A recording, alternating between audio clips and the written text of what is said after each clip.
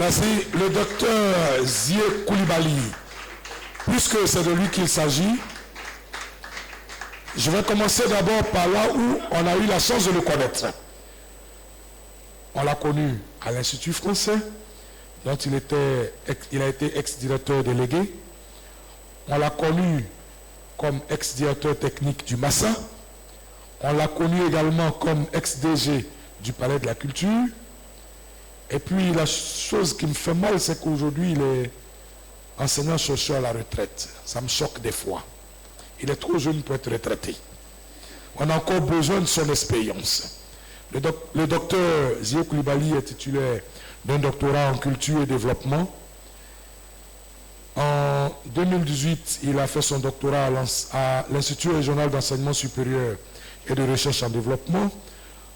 Il est aussi titulaire d'un master 2 de recherche en animation culturelle, d'une maîtrise d'animation culturelle et sociale à l'Université Paris 3 Sorbonne Nouvelle. Il a une licence d'études théâtrales à l'Université Paris 1 Panthéon-Sorbonne. Waouh! Il a une licence d'animation culturelle et sociale à l'Université Paris 1. Il a un brevet de technicien supérieur règles et administration d'entreprise de spectacle à l'École nationale des arts et techniques du théâtre en France. Il est... Qui a dit où là? On dit pas où, on dit pa. Voilà.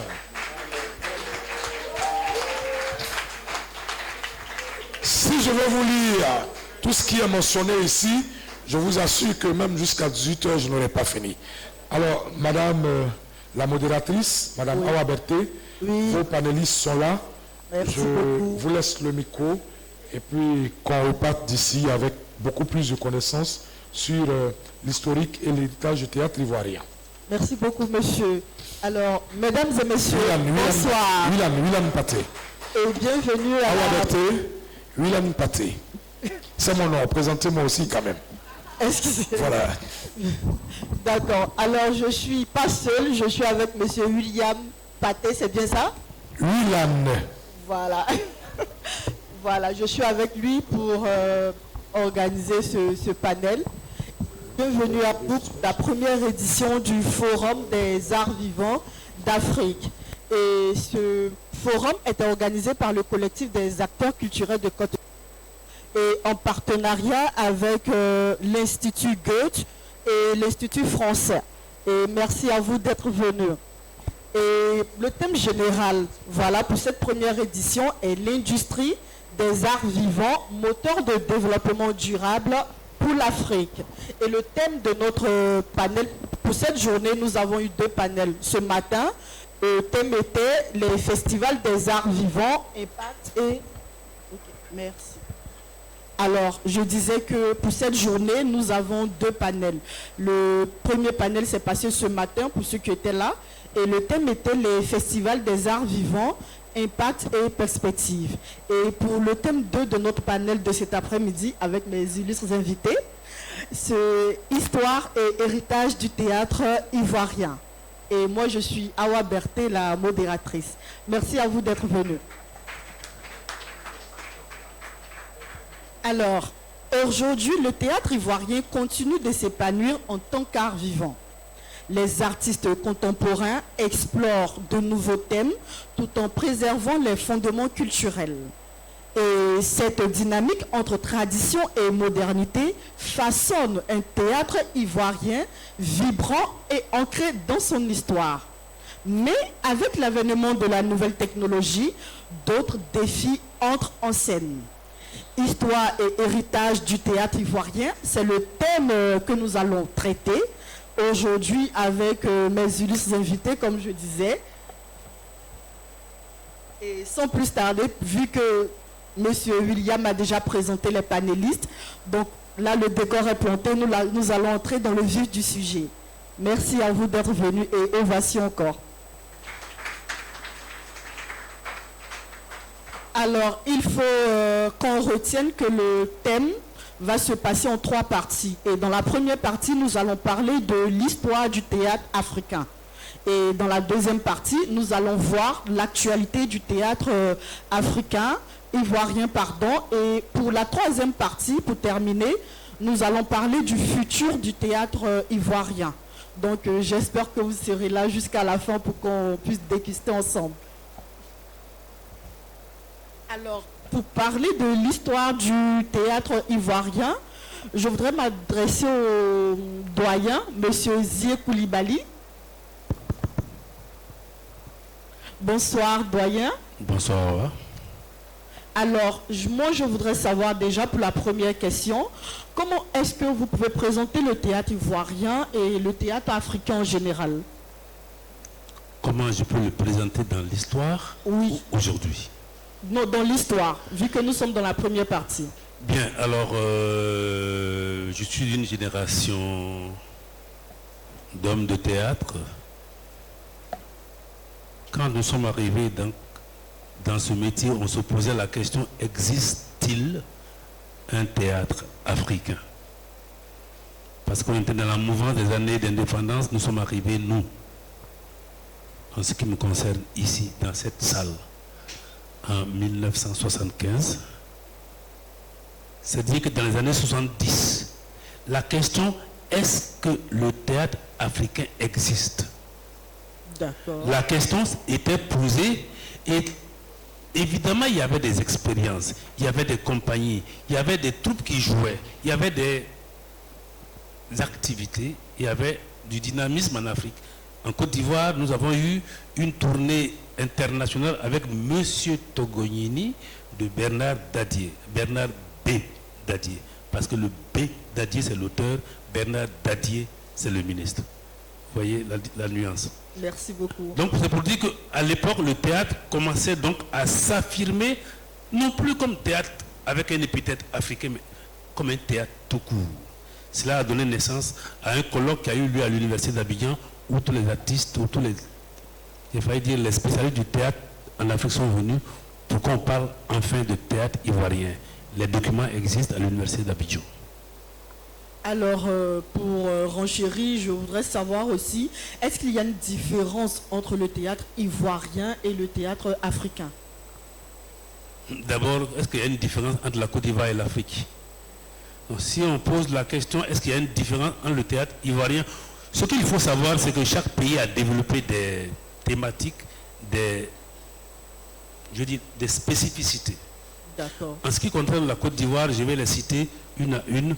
On a connu ici le théâtre Didika avec Bernard Zadi Zaourou. On a connu ici le Koteba avec Suleiman Koli qui était une sorte de réplique du Koteba malien. Dasson pourra en parler tout à l'heure s'il veut. Et on a connu le théâtre rituel avec Wéré Liking et Marie-Josée Oudantier. On a connu la griotique avec Nyangoran Porquet. On a connu un certain nombre de courants qui font qu'il n'y a qu'en Côte d'Ivoire qu'on parle. Donc, à partir de cette spécificité, on peut dire qu'il y a un théâtre ivoirien qui a ses caractéristiques. Maintenant, chaque pays, le Bénin, a un théâtre qui est inspiré d'une certaine pratique. Le Mali, le Burkina, c'est pareil. D'accord. Merci bien, monsieur. Alors, nous continuons toujours avec l'histoire du théâtre africain. Et ma deuxième question va s'adresser à monsieur Gbidefer. Bonsoir, monsieur Gbidefer. Bonsoir. Vous allez bien, j'espère? Ça va très bien. Super. Merci. Alors moi déjà, vu que vous êtes une grande figure du théâtre ivoirien, voilà, on vous a tous connus. Moi, je voudrais savoir quelles sont les grandes figures du théâtre ivoirien et africain, et est-ce qu'il existe encore de grands groupes de théâtre encore en Côte d'Ivoire? Voilà. Comme l'a dit tout à l'heure Dr Zié, il a été mon professeur de régie à l'INA, actuel INSAC. Professeur, merci beaucoup. Moi, j'ai souvent ce problème. Je dis, je ne sais pas catégoriser le théâtre. Je dis, j'ai fait du théâtre tout court. Et lorsque tu remontes à l'histoire, même sans le savoir, déjà, les Africains faisaient déjà du théâtre. Parce que chacun a ses habitudes dans le village. Comment nous adorons nos fétiches, comment est-ce que nous faisons des cérémonies. Il y a tout, c'est-à-dire, il y a toute une méthodologie qui était organisée. Donc, le théâtre existait même déjà dans nos villages sans qu'on ne le sache. Maintenant, le professeur là, il le sait très bien, on est dans une école de théâtre. Tout le monde sait très bien que le théâtre est parti des écoles avant de venir de la population. Partout. Moi qui vous parle, j'ai commencé à aimer le théâtre lorsque j'étais au lycée. J'avais joué un sketch où j'imitais des blancs. Il était une fois le professeur blanc. Et quand j'ai grandi sur une à l'INSAC, je dis, mais attends, pourquoi cette coïncidence? Le théâtre de l'EPS de Benjerville, où des gens critiquaient les blancs qui faisaient le travail forcé, de là c'est reparti à l'école Ponty de Dakar. Et après, on revient à la population. Donc j'ai toujours dit, mais moi je suis parti d'une école à San Pedro, où j'ai critiqué le théâtre, et je suis devenu homme de théâtre. Et aussi, lorsque j'apprends dans les livres, je vois que le théâtre aussi est parti des écoles avant de revenir dans la population. C'est pour vous dire que le théâtre, il existe. Mais aujourd'hui, en Côte d'Ivoire, lorsqu'on parle de grands groupes, je vous dis sincèrement, les grands groupes n'existent plus. Les grands groupes n'existent plus. Il ne faut pas avoir le courage, on est dans une école, il faut avoir le courage de ne pas se mentir. Le soleil de Cocody existe. Le Glitter d'Abidjan existe. Mais les grands groupes qui ont fait la fierté de la Côte d'Ivoire avant, ces groupes n'existent plus. Parce que comme l'a dit le professeur, dans les années 70, il y a eu un colloque. C'est-à-dire qu'ils ont fait l'état général du théâtre. Et les résolutions qui sont sorties ont permis à la Côte d'Ivoire d'avoir un boom dans le niveau du théâtre. Donc la Côte d'Ivoire a connu ce boom-là.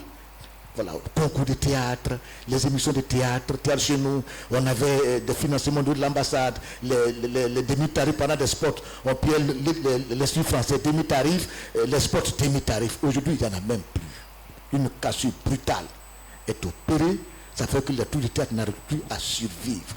Aucune subvention de l'État, et ça détruit tout le théâtre. Et la cassure entre la population et les hommes de théâtre a été opérée avec l'arrivée de M. Zadou Zaourou comme ministre de la Culture. Que lorsqu'il est arrivé, au lieu de maintenir le cordon du théâtre scolaire, il a cassé le théâtre scolaire, arrêté tout en créant la biennale, où il a réalisé qu'une seule édition, il n'a plus rien fait. Le cordon est coupé entre la population et le théâtre. Alors que le théâtre scolaire permettait de garder le contact. On a vu les Fargas Sassandé théâtre scolaire, Assibit Arama théâtre scolaire, on a vu Bizet théâtre scolaire, tout a été cassé d'un seul coup. On est resté comme ça. On ne sait pas pourquoi il l'a fait, il a ses raisons. Et après vacances culture, avec lesquelles nous sommes sortis, tout a été arrêté. Donc la Côte d'Ivoire a traversé une période noire comme ça de son existence au niveau du théâtre. Ça, je vous dis sincèrement. Et les troupes qui rivalisaient, c'est-à-dire le temps qu'on avait, et avec les révolutions, on avait des grands troupes de théâtre tels que le fétiche c'est pas le fétiche bien l'écho de François Eyou. On avait les Guibert de Tivou. On avait l'UTC d'Adjou Daniel. On a eu des grands groupes. La Côte d'Ivoire a connu des grands groupes. Ça, je vous dis sincèrement, tout est parti un seul coup. Aujourd'hui, madame, je vous dis sincèrement, oui, il n'y a plus de grands groupes qui existent en Côte d'Ivoire, à part l'ISA qui fait un effort encore pour faire des créations académiques. Les grands groupes au niveau de la Côte d'Ivoire, si ce n'est pas le soleil de Cocody, dès l'autre côté, malgré son âge, qui peine encore et qui résiste, moi-même aussi, je peine et je résiste. Voilà. Merci bien, monsieur Bidefin. Franchement, ovation, s'il vous plaît. Je rappelle que nous sommes à la première édition du Forum des Arts Vivants d'Afrique, ici même à l'INSAC. Alors, ma prochaine question va s'adresser à madame Palenfo. Bonsoir, madame Palenfo. Alors, moi déjà, je voudrais savoir comment est-ce que les artistes utilisent le théâtre pour parler des choses, en fait, qui se passent dans la vie quotidienne au Burkina Faso, vu que vous venez du Burkina Faso. Comment le théâtre se comporte là-bas? Alors, bonsoir à tout le monde, bonsoir la salle, merci encore une fois. Et vous m'entendez? Oui. Ok, d'accord. Alors, moi, je peux dire que le Burkina, oui, le théâtre se porte bien. Le théâtre se porte bien parce que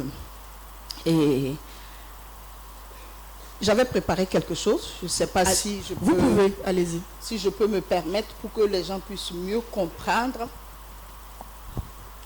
Alors, pour moi, l'état et lieu du théâtre au Burkina Faso, le théâtre au Burkina Faso a connu un cheminement remarquable, caractérisé par des bons qualificatifs à certaines étapes de son évolution, bien sûr, animé par des précurseurs à l'ordre des indépendances, avec pour principal porte-étendard M. Lompolo Kone. Alors, c'est comme si c'est ce monsieur-là, feu, voilà. Parce que même aujourd'hui, il y a un événement à son nom, le Lompolo Kone. Voilà. Il a enregistré un progrès significatif à partir des années 1970, avec l'avènement des pères du théâtre moderne burkinabé comme Feu Prosper et Feu Jean-Pierre, professeur Jean-Pierre Guengané, le professeur Comporé, Prosper Comporé et Feu Achille Amadou Bourou. Alors, aujourd'hui, le théâtre de la fraternité qui a été créé par le feu professeur Jean-Pierre Guengané, créé depuis 1976 et qui existe jusqu'à aujourd'hui, Espace culturel Gambidi, donné naissance au Festival international du théâtre de marionnettes de Ouagadougou, Festival des arts du Burkina, FITMO, FAB, et l'école internationale de théâtre Jean-Pierre Guengané qui existe et qui font vraiment des merveilles parce qu'il y a des bons acteurs qui sortent là-bas. L'atelier théâtre burkinabé du professeur Prosper Comporé, créé en 1978, qui a engendré le Festival international du théâtre pour le développement, FITD, et qui a aussi initié le concours artistique des élèves du primaire Capo, le concours artistique et puis plusieurs d'autres événements. Et le CITO. Pourquoi je cite ces trois? Le CITO, c'est le Carrefour international de théâtre de Ouagadougou. Voilà. Et dont elle est la présidente. Qui est né aussi de personnes ressources comme Isaka Sawadogo, voilà, qui est une association, qui a un comité exécutif, qui est élu forcément un comité artistique. Et aujourd'hui, on peut dire que le CITO est à sa 49e création majeure. 49e création majeure, où quand ça se fait, ça veut dire les créations se passent entre 2 mois à 3 mois. C'est 20 à 50 personnes qui travaillent sur chaque création. Et les spectacles sont joués à Ouaga et dans la sous-région, parfois, 2 fois sans spectacle et tout. Et c'est des budgets, vraiment des budgets qu'on ose imaginer. Et le CITO a fait comment je dirais, a fait connaître beaucoup d'artistes. Et aujourd'hui, ces différents espaces, aujourd'hui, je peux compter une vingtaine d'espaces fonctionnels toujours au Burkina Faso, mais à Ouaga, une quinzaine, qui parfois peinent, mais sont là. Parce que chaque jour, il y a du spectacle à Ouaga, théâtral, partout, que ce soit Gambidi, que ce soit au récréatral, que ce soit à la télé théâtre burkinabé, que ce soit au CITO, et j'en passe plusieurs activités et espaces culturels, et que je peux dire que ça se passe bien parce que les gens vivent, il y a certaines personnes qui vivent que du théâtre. D'accord. Et mais est-ce que les femmes sont représentées dans le théâtre au Burkina Faso? Maintenant, oui. Moi, j'ai commencé le théâtre à l'atelier théâtre burkinabé en 96. J'ai fait l'école de l'atelier théâtre burkinabé avec ce Prosper Comporé. J'ai fait 2 ans et après j'ai évolué de compagnie en compagnie. Et en son temps, c'était difficile parce que les gens se disaient, il y avait moins de femmes où les gens se disaient que voilà, c'est des prostituées qui faisaient là, et quand tu avais des parents illettrés qui ne sont pas allés à l'école, c'est compliqué, même des parents lettrés, ils vont se dire non, il n'y a pas d'avenir là-bas. Même aujourd'hui, les gens, quand quelqu'un te dit tu fais quoi, tu dis tu fais du théâtre, il te demande oui, mais je vais dire tu fais quoi, ton travail c'est quoi, ta profession c'est quoi, pour te faire savoir que le théâtre, ou de façon générale, l'art, c'est pas un métier, il faut chercher. Voilà, mais je sais que moi, je ne fais pas autre chose, je ne suis pas commerçant, je vis uniquement que de mon art à Ouaga. C'est tout ce que je fais. Je suis dans le théâtre et puis... franchement, merci beaucoup. Merci beaucoup, madame. Alors, nous allons continuer toujours avec l'histoire du théâtre ivoirien. Et je vais m'adresser au professeur monsieur Kwasi Hilarion. Bonsoir, monsieur, vous allez bien? Bonsoir, oui, ça va bien. Dieu merci.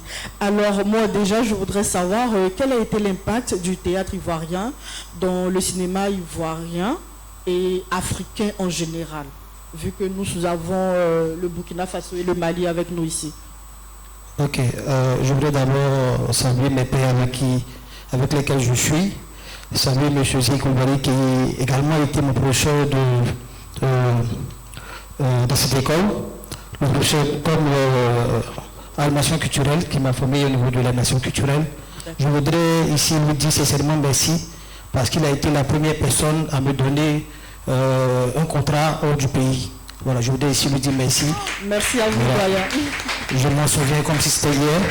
Dire également merci à mon doyen Budefet, qui c'est l'un des doyens dans le milieu qui m'appelle, lui et M. Griba Matin, qui prend son téléphone, qui m'appelle pour prendre mes nouvelles et pour me donner des conseils sur tout ce qui est théâtre et humour en Côte d'Ivoire. Salut également Mme Augusta, qui est une grande actrice. Je suis très émerveillé de la voir aujourd'hui.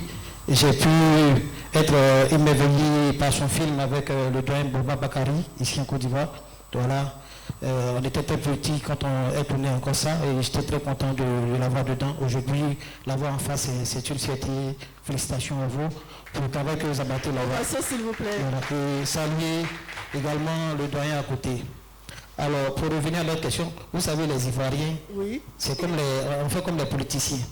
Quand on lui pose une question, avant de donner la réponse, il salue d'abord tout le monde et puis il dit, bon, est-ce que vous pouvez revenir à la question, s'il vous plaît, madame? D'accord, il n'y a pas de souci. D'accord. En fait, je voudrais savoir, selon vous, quel est l'impact... C'est le propre des Ivoiriens, ça ne faut pas... C'est vrai, c'est vrai.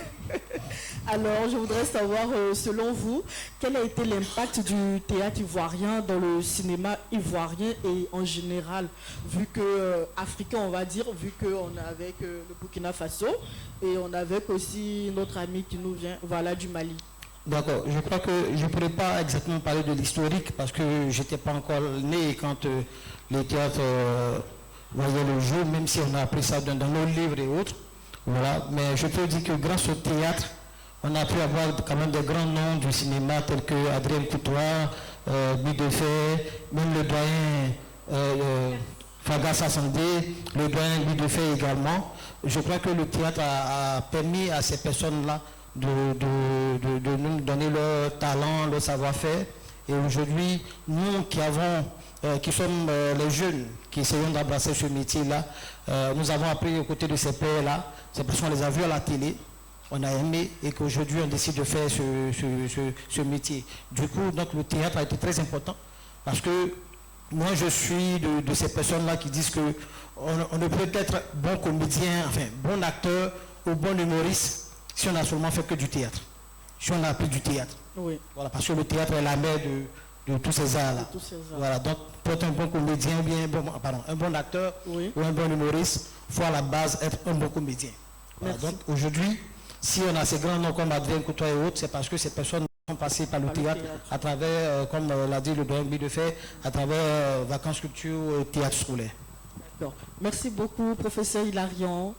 Alors, nous continuons toujours avec l'histoire du théâtre africain. Et je voudrais savoir, là je m'adresse au Mali. Bonsoir, monsieur Diarra. Bonsoir. Bienvenue en Côte d'Ivoire. Merci. D'accord. Alors vous, je voudrais savoir, quels sont les sujets qui ont été traités dans le théâtre au Mali? Voilà, dans l'histoire du Mali, les thèmes qui ont été traités. Et africains et tout, voilà. Merci beaucoup et merci à la salle. La question est vraiment pertinente. Merci. Parce que quand on parle le théâtre, il faut faire aussi allusion sur tous les thèmes qui ont été débattus. Particulièrement au Mali, d'où je viens, il faut comprendre déjà que le théâtre a beaucoup contribué à l'événement de 1991, qui était un peu politique. Et c'était quel genre de théâtre? C'était le genre de théâtre côté bas, comme le doyen vient de dire tout récemment dans sa communication. Le côté bas, c'est une forme d'expression théâtrale au Mali qui a beaucoup révolutionné le théâtre, qui a particulièrement centré sur la question de la refondation, la question politique, qui a permis aux artistes d'éviter les acteurs politiques de venir assister à des spectacles qui parlent sur le changement de comportement de la société, le changement de comportement même de ces politiciens-là. un petit rappel, juste une anecdote. Il y a un grand metteur en scène, comédien également, Ousmane Sou, qui a également enseigné au Conservatoire des Arts et Métiers Multimédia Bala-Fassigé Kouyaté et l'Institut National des Arts, INA, à Bamako. Il m'a également enseigné, mais il était vieux. Ousmane Sou a écrit une pièce de théâtre qu'on appelle Wari. Et Wari traitait le problème de la politique, la mauvaise gouvernance de Moussa Traoré. Moussa Traoré, pour ceux qui ne connaissaient pas, était un président du Mali. Donc on a invité Moussa Traoré au palais de la culture du Mali pour assister le Wari. Et c'était émouvant en 91. À ce jour-là, il fallait être un lion quand même pour parler le sujet, les problématiques de la politique avec le théâtre devant Moussa Traoré. Mais il a ri jusqu'à jeter ses babous en l'air. Et là, ça, directement, je vais vous dire que le théâtre a beaucoup parlé, particulièrement sur la question politique, qui continue aussi à révolutionner dans ces domaines-là. C'est bon à savoir. Merci beaucoup, M. Diarra. Alors, nous venons de terminer. Merci, merci. Alors, nous venons de terminer la première partie de notre panel. Nous allons entamer comme ça la deuxième partie. Et la deuxième partie, nous allons parler de l'actualité du théâtre, c'est-à-dire le théâtre actuel, comment il se comporte. C'est-à-dire en 2023, comment le théâtre il se comporte. Et déjà, ma première question, c'est de savoir, en Côte d'Ivoire déjà, je veux m'adresser à M. Guy-Defer. Voilà. Déjà en Côte d'Ivoire, est-ce que le théâtre il est différent de ce qui se passe aujourd'hui? Bien vrai que tout à l'heure vous avez dit que le théâtre il est quasi existant en 2023, mais est-ce qu'il y a une différence entre le théâtre d'avant et le théâtre qui se passe aujourd'hui? Si oui, de quelle manière? Bon, madame, je tiens à dire que d'abord, avant le théâtre, c'était sous forme de distraction. Oui. Donc on ne faisait pas un théâtre économique. Donc tu allais voir que des gens allaient monter des pièces de théâtre. Ils pouvaient être au nombre de 22, 30, avec des décors naturels, des places, même des bananiers, tout et tout. En fait, c'était un théâtre de divertissement, c'était pas économique. Mais aujourd'hui, oui, le théâtre devient économique. Même lorsque vous partez au Massa, on vous exige un nombre de personnes qu'il faut avoir, oui, pour que ça puisse être exportable. Oui. Et aujourd'hui, nous sommes en train de professionnaliser le théâtre. Un acteur de théâtre, ce n'est pas celui qui joue avant. Hier, quand il jouait, c'était juste un repas à lui donner à midi, lorsqu'il finissait de jouer. C'était sa récompense. Aujourd'hui, les acteurs sont des responsables, qui se nourrissent, qui nourrissent leur famille avec ce qu'on leur donne. Donc, ce ne sont plus des cachets, des tiens, va manger à locaux, mais des cachets conséquents. Moi, je vous dis, lorsque je monte pied de théâtre et que je prends un metteur en scène, son cachet me revient à des millions. Ça, je vous dis. Racine, ils vont vous dire. Oui. Ça veut dire qu'on ne joue pas. Parce qu'il ne faut pas te permettre de t'asseoir dans les médias, parler du théâtre professionnel, et c'est même toi qui payes mal tes acteurs et les metteurs en scène et le décor. Ce n'est pas du tout bien. Tu ne peux pas vendre l'image du théâtre en te comportant ainsi. Donc le théâtre d'aujourd'hui, il est là, il évolue à sa manière, mais il est beaucoup plus rentable, beaucoup plus économique en réduisant. Avec les histoires de décors sonores, les décors visuels, donc on peut maintenant faire un décor sans déplacer des bananiers, réduire les comédiens, les acteurs. Vous savez, donc c'est pour dire que le théâtre a évolué. Du théâtre indigène qu'on avait avant, avec des tas de personnes, nous sommes arrivés à un théâtre économique aujourd'hui. Merci bien, monsieur. Et c'était la suite de ma deuxième question, à savoir si le théâtre nourrit son nom. Mais vous avez bien répondu. Oui, le théâtre aussi peut nourrir son nom, madame, parce qu'en Côte d'Ivoire, nous avons des petits problèmes. C'est que nous avons des problèmes de théâtre. Oui. Le théâtre en tant qu'espace, pas en tant que jeu, je ne dis pas de théâtre en tant qu'espace, ça veut dire en tant que salle. Lorsque je joue, je dois parler de la culture, je joue à l'Institut français, je pars à Boaké, je ne joue plus. À son temps, la Côte d'Ivoire avait développé des centres d'animation qu'on appelait les CLAC, centres de lecture et d'animation culturelle dans le Nord. On ne sait pas pour quelle raison ces centres ont été fermés et c'est devenu des écoles primaires. Et c'est une volonté politique. Ça, je vous dis sincèrement, il faut qu'on le dise. Oui. Donc si aujourd'hui le théâtre peine à se relever, nous allons revenir là-dessus, on va vous donner les causes de cela. Oui. Merci bien, monsieur. Merci. Vraiment, le sujet, il est très pertinent. Hein. Merci bien, monsieur. Alors, j'allais demander aussi à vous, madame, si aujourd'hui, en 2023, le théâtre nourrit son homme au Burkina Faso? Oui, alors, depuis la situation économique, je sais que ce n'est pas le Burkina seulement qui traverse, oui, et sécuritaire, en tout cas que mon pays traverse, il faut se dire que maintenant, c'est un peu difficile, même si les espaces se sont ajoutés. Parce qu'il y a d'autres espaces qui sont morts, il y a d'autres espaces qui ont été créés. Mais aujourd'hui, le théâtre burkinabé sortait plus à l'extérieur qu'ici. Aujourd'hui, on a l'ambassade de la France qui est fermée. Tu ne peux pas avoir un visa français. Pourtant, les acteurs burkinabés jouaient beaucoup en France. Okay. Et tu ne peux pas aller dans un autre pays comme la Belgique pour demander un visa pour entrer en France, même si c'est Schengen, on connaît. C'est ça qui est compliqué. Mais il y a des tenaciers, il y a des gens qui quand même continuent, voilà, par tous les moyens de jouer. Et aussi, les gens ne sortent plus comme avant. Oui. Voilà, comme je dis, la situation économique a fait qu'il y a plus urgent que ça, comme on dit chez nous. Oui. Voilà, tout est urgent, mais il y a plus urgent que ça. Sinon, il y a encore des créations. Il y a encore des jeunes qui sont dans ce métier, oui, qui imposent leur rythme. Même si on crée, et ce qui est dommage, c'est quoi? On crée un spectacle, on ne peut pas créer un spectacle en moins d'1 mois. Ça, c'est le minimum. Sinon, c'est plus que cela. Et quand tu crées un spectacle à 1 mois, pendant 1 mois, pardon, et que tu dois jouer une seule fois ou 2 fois, franchement, c'est dommage. Mais, justement, même en jouant 1 fois ou 2 fois, le monde que tu devrais avoir, vu que avec la situation, tu ne les as pas, ça fait que c'est encore plus compliqué. Sinon, je peux dire que ça va. Ça va. Voilà, c'est ce que je peux dire. D'accord. Merci bien, madame. Veuillez applaudir, s'il vous plaît. Alors, monsieur Diarra, est-ce qu'au Mali, le théâtre nourrit son homme? Une question importante. D'abord, permettez-moi de revenir un peu en arrière pour comprendre un tout petit peu ce que j'appelle la triple dimension du théâtre. En Afrique, bien sûr. Le théâtre, il faut connaître d'abord c'est quoi, quel théâtre on parle ici. J'ai récemment fait une étude sur le théâtre, les mécanismes de soutien aux structures théâtrales et interculturalité, mais particulièrement un cas du Mali. J'ai défini la triple dimension du théâtre à travers l'état de lieu que j'ai fait sur le théâtre de l'Afrique de l'Ouest. Et un théâtre en Afrique défini comme une représentation. Comme nous tous, on le sait ici, dans la salle.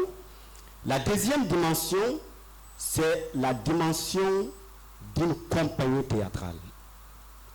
En Afrique, on comprend difficilement un lieu de représentation comme définit le théâtre. La troisième dimension, c'est le théâtre comme lieu de diffusion qui est beaucoup plus vu, d'ailleurs, je veux dire, dans les pays européens. Mais je remercie quand même à madame qui a particulièrement parlé sur le Burkina Faso, dont on peut considérer qu'il y a un peu de lien aussi de diffusion des théâtres. À ce niveau, pour répondre concrètement à la question, je dirais oui, mais difficilement. D'accord. Difficilement, pourquoi? Parce que je parle de l'Afrique de l'Ouest en général, dont le Mali fait partie. Oui. Donc, en réalité, il n'y a pas manque de création, mais il y a manque de mécanismes de structuration pour que l'homme puisse vivre dans son métier. Voilà. Merci bien, monsieur Diarra. Merci bien. Alors, nous continuons toujours dans l'actualité du théâtre. Je vais m'adresser au doyen, monsieur Zié Koulibaly. Déjà, moi, je voudrais savoir, est-ce qu'il y a des subventions aujourd'hui, voilà, des actions qui sont mises voilà, à la disposition des actions, par exemple, voilà, de l'État ivoirien pour subventionner le théâtre ivoirien aujourd'hui, vu que vous êtes un doyen? Je suis un doyen, malheureusement je ne suis pas l'État. Oui. Moi j'ai un gros problème et je le dis aux artistes. Quand une loi est prise qui vous concerne, il faut que vous soyez au courant. Il y a des fonds qui ont été créés pour soutenir la culture en Côte d'Ivoire et qui sont alimentés par ce qu'on appelle la taxe de la parafiscalité. C'est-à-dire que chaque fois que chacun d'entre vous téléphone, il y a un petit quelque chose qui retombe dans une caisse qu'on prend pour donner au ministère de la Culture pour soutenir le théâtre en Côte d'Ivoire. Enfin, la culture en Côte d'Ivoire. Oui. Il existe ce fonds. Au niveau du cinéma, il existe aussi un fonds qui permet de soutenir des créations et de soutenir aussi des coproductions. Malheureusement, ce fonds est... La communication autour de ce fonds, je ne sais pas s'il y a des gens du ministère dans la salle, les gens ont l'impression que ça n'existe pas et le ministère ne communique pas dessus. Et quand je dis qu'il y a un fonds, et je l'assume, c'est autour de 2 milliards. Ah, je vais l'aider après, je vais l'aider. Ah oui. Je m'excuse, si vous voyez que le ministre Bandama était sur tous les fronts, ce n'est pas le budget de la Côte d'Ivoire. Prenez le Google, vous prenez le budget du ministère de la Culture de Côte d'Ivoire, c'est 0,00 quelque chose. Si Bandama était partout, c'est le fond. Et tous les ministres de la Culture qui se succèdent aujourd'hui, qui font beaucoup d'activités, c'est sur le fond qu'on doit faire pour la culture. Je le dis et je l'assume. Ce que je voudrais, c'est que ces fonds-là soient... Je veux dire que la communication autour de ces fonds-là soit faite. Et si elle n'est pas faite, j'ai comme l'impression qu'il n'y a pas de société civile des artistes. Celui qui parle un peu fort, on l'appelle, on lui donne un peu, il se tait. Je peux donner des noms si vous voulez. Ils ne sont pas là, on ne peut pas parler de ceux qui ne sont pas là. Donc, pour répondre à la question, madame, oui, en Côte d'Ivoire, il existe des fonds. Mais permettez-moi de profiter de votre question pour dire, il n'appartient pas à une compagnie, il n'appartient pas à un metteur en scène, il n'appartient pas à un homme de théâtre d'avoir des idées, de faire une mise en scène et de travailler pour trouver de l'argent pour produire son spectacle. Ce n'est pas possible. Il faut qu'on sache que toutes les filières doivent se développer et qu'autour du théâtre, il y a des gens dont le travail est de chercher de l'argent pour que les artistes travaillent. Donc c'est le rôle de ces gens-là d'aller aux sources de financement pour trouver où l'argent est, pour le prendre, pour venir donner au Guy de Fer pour faire leur création. Mais ce n'est pas à Guy d'aller devant toutes les portes pour avoir de l'argent, parce qu'on donne quelquefois à Guy, mais quand on lui donne quelquefois, il ne donne pas à tout le monde aussi. Donc c'est pour dire qu'il faut qu'on développe les métiers intermédiaires entre le public et l'artiste. D'accord. Merci bien, docteur Zié. Oui, madame, je devais l'aider. Oui. Je vais l'aider. Il a dit quelque chose pour les artistes de Côte d'Ivoire. Le procès a vu juste la parafiscalité. Elle a été négociée par des artistes auprès du président qui n'est plus là. Et du président Laurent Gbagbo. Et ceux qui ont baissé ce débat, il y a Gagui Seli, il y a Isha Kone, il y a Mikil, nous étions tous dedans. Et il a signé cela. Et le fonds est logé au ministère de la Culture. J'ai été premier vice-président du conseil d'administration du Burida. Voilà Kajim, on a travaillé ensemble. On est parti trouver M. Bob Maurice de faire loger ce fonds-là au Burida. Il dit, ah vous aussi, attendez, on va faire ça. On a fait des va-et-vient, le fonds est encore là-bas, ça tarde à descendre, on ne sait pas qu'est-ce qu'il y a. La LONASI dépose des fonds. Faites envahir. C'est bon. C'est bon. Quand on parle, on dit non, vous êtes... Non, mais lorsque tu prends même le cas de Molière, lorsque Louis XIV a pris le pouvoir, il a fait entrer Molière dans son palais, financer Molière. Avec cet argent, il a créé les femmes savantes de Molière. Ça vous dit que le politique est très important dans l'élévation des arts dans l'Afrique. Ils doivent jouer leur rôle, mais ils ne jouent pas. Mais ce n'est pas de leur faute, ils sont des incultes culturels. Merci. Merci beaucoup, merci. Franchement... Merci beaucoup, Monsieur Guy de Fer. Je rappelle que nous sommes au Forum des arts vivants d'Afrique et nous sommes à la première édition. Et le thème, c'est Histoire et héritage du théâtre ivoirien. Et nous allons continuer toujours avec l'actualité du théâtre. Et je vais m'adresser à Monsieur Hilarion. Voilà. Déjà, je voudrais savoir, professeur, est-ce qu'il existe des événements ou des festivals auxquels les gens peuvent assister en Côte d'Ivoire ici? Après, je vais m'adresser à Madame Palinfo et Monsieur Diarra. En Côte d'Ivoire déjà, est-ce qu'il y a des événements autour du théâtre auxquels les gens peuvent assister? Je me réjouis que ce soit filmé et que les gens aient leur téléphone. Du coup, on sait qui a dit quoi ici. Après, chacun va assumer ses dits. Ouais, si on t'appelle pour te donner un peu, n'oublie pas ton fils. Voilà. Qu'est-ce que je peux dire? Non, je... On va payer pourquoi tu n'envoies pas là-bas. Non, mais je pense qu'il y a plusieurs activités en Côte d'Ivoire qui sont faites pour que le théâtre soit diffusé. Je ne les connais pas tous en tout cas, voilà, parce que depuis un moment, je me suis quand même spécialisé dans l'humour, donc tout ce qui est humour, c'est ce qui me prend un peu la tête. Mais je pense qu'il y a beaucoup d'événements qui sont faits ici en Côte d'Ivoire pour que le théâtre soit diffusé. Je vais prendre rapidement le cas du Massa qui arrive, quand même, qui est un gros événement ici en Côte d'Ivoire qui va permettre à plusieurs compagnies théâtrales de pouvoir faire montre de leur talent. Et puis, voilà. On va essayer de voir qui sont ceux qui sont les meilleurs dedans pour peut-être les envoyer quelque part en Europe pour pouvoir jouer. Tout à l'heure, vous avez demandé est-ce que le théâtre nourrit son homme? J'ai envie de vous répondre en me disant que le théâtre nourrit son homme et sa femme. Voilà. Oui, ça dépend de... Oui, ça nourrit son homme et sa femme. Regardez, lui, ça parle en faux. Avant, il était très mince. Aujourd'hui, si elle a pris sur place, ça veut dire que ça nourrit sa femme. Voilà. Donc, tout dépend de comment tu fais le théâtre. Le doyen Gbi, il a dit, avant il y avait plusieurs personnes sur la scène. Aujourd'hui, les gens ont essayé de revoir, enfin, ont essayé de revoir tout ça. L'effectif, même quand vous devez voyager, on demande que vous soyez 3 ou 4. Donc ça veut dire que le cachet, peut-être de 2 millions qu'on pouvait partager entre 1000 personnes, aujourd'hui est revu à 4 personnes, bien 4 acteurs. Si on veut mettre après la régie dedans, les régisseurs, les metteurs en scène, ça veut dire que les gens un peu de sous. Après, ça dépend aussi de comment est-ce qu'on a organisé dans ce théâtre-là. Voilà. Aujourd'hui, le monde est fait. C'est vrai, comme le doyen l'a dit, c'est vrai que le théâtre peine à vraiment à décoller, mais il y a des compagnies qui font des efforts pour pouvoir se maintenir. Comme il a dit lui-même, il est vieux, mais il se maintient. Voilà. Donc il y a des compagnies qui se maintiennent.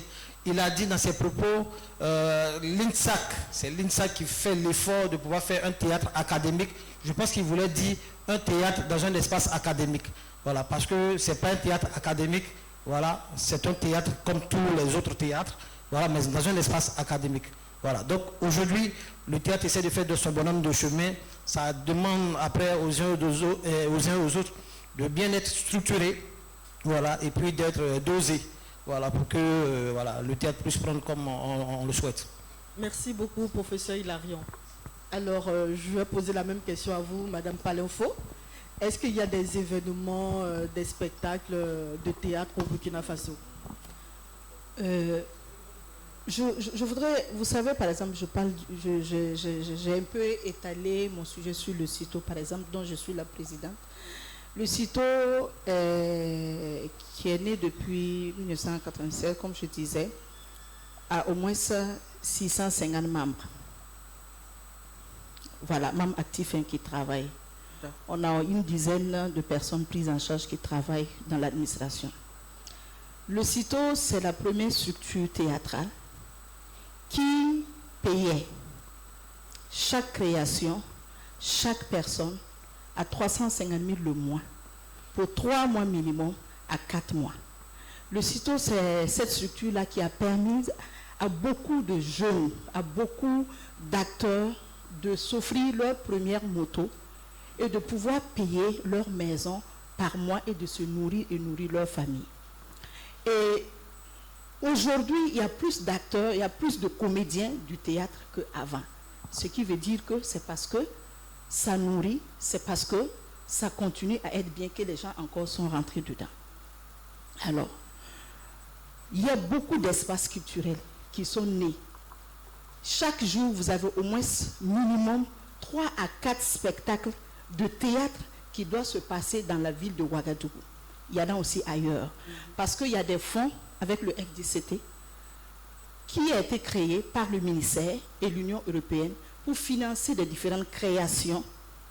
Et les gens déposent leur projet et quand c'est acquis et tout, vous prenez les financements et puis vous faites les créations, ce qui permet à ces différentes personnes-là aussi de faire passer leur spectacle filmé et tout dans d'autres festivals que vous allez voir après. Donc c'est pour vous dire que ça se passe vraiment bien. Okay. Du côté théâtral, au Burkina Faso. Moi, je viens du théâtre, je suis dans le cinéma, mais si tu me dis de choisir entre le théâtre et le cinéma, je choisirais le théâtre. Parce que c'est le contact direct, c'est du live. Tu ressens les émotions à l'instant T, et c'est ça, soit tu es dedans, soit tu n'es pas dedans. Il n'y a pas de demi-barrière, demi-mesure, pardon. Il n'y a pas que je me suis trompé. C'est ça, il dit. Tous ceux qui viennent du théâtre, regardez bien leur jeu. Parce que c'est des personnes qui sont dotées d'intelligence incroyable. Parce que quand tu joues dans l'humour ou bien tu es au cinéma, même quand ton partenaire ne sait pas te donner, tu sauras comment faire pour l'amener à surpasser ce que toi-même tu pensais. Exactement. Et il y a de l'improvisation qui se laisse faire naturellement sans que le metteur en scène ou le directeur artistique qui est face à toi te dise fais ça, tu fais et puis me dit non mon petit tu es bon, franchement voilà, ça veut dire c'est le théâtre et on est dedans quoi, on est à fond. Quand quelqu'un est du théâtre, c'est difficile qu'il puisse adopter autre métier et puis laisser le théâtre. C'est parce que ça ne va pas qu'après on part ici, on va là, sinon c'est le théâtre ou rien et ça se passe très bien. Merci beaucoup, merci beaucoup. Merci beaucoup, Madame Palenfo. Monsieur Diarra, est-ce qu'il y a des événements au Mali pour le théâtre? Avant de répondre aux événements, citer quelques événements, je vais dire l'événement, le lieu principal pour la diffusion des spectacles théâtraux au Mali. En réalité, pour parler de ces lieux, on va dire directement qu'il n'y en a pas assez. À ma connaissance, et d'après aussi ce qui relève à mes études sur l'état des lieux du théâtre en Afrique de l'Ouest, il y a seulement 2 lieux et un programme pour programmer les spectacles au Mali. Les 2 lieux, à savoir l'Institut français du Mali à Bamako, qui n'est pas forcément d'ailleurs pour l'État, et le deuxième lieu, c'est le Centre culturel coréen qui se situe à la 4e région administrative du Mali, qui est aussi privé. Le troisième, c'est un programme de diffusion qui a commencé à programmer les spectacles théâtraux, qui est également porté par ma compagnie, en Kablou. Le programme s'appelle Kenekan Plus. Donc on recense quelques compagnies, c'est quelque chose de nouveau, vraiment au Mali, qui n'a jamais été fait. Donc on recense des spectacles de qualité et du saisonnal, comme le font les théâtres en Europe. Donc on les programme et on achète leurs spectacles pour les lieux de diffusion.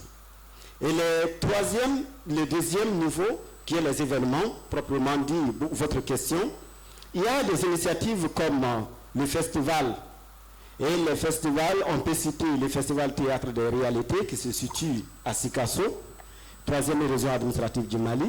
Il y a le festival sur le Niger, qui n'est pas forcément sur le théâtre, mais qui est général. Il y a aussi le festival Art-Femme, qui programme aussi des spectacles, mais c'est vraiment annuel. Donc en réalité, on peut dire, aujourd'hui, il y a quelques événements pour la programmation des spectacles.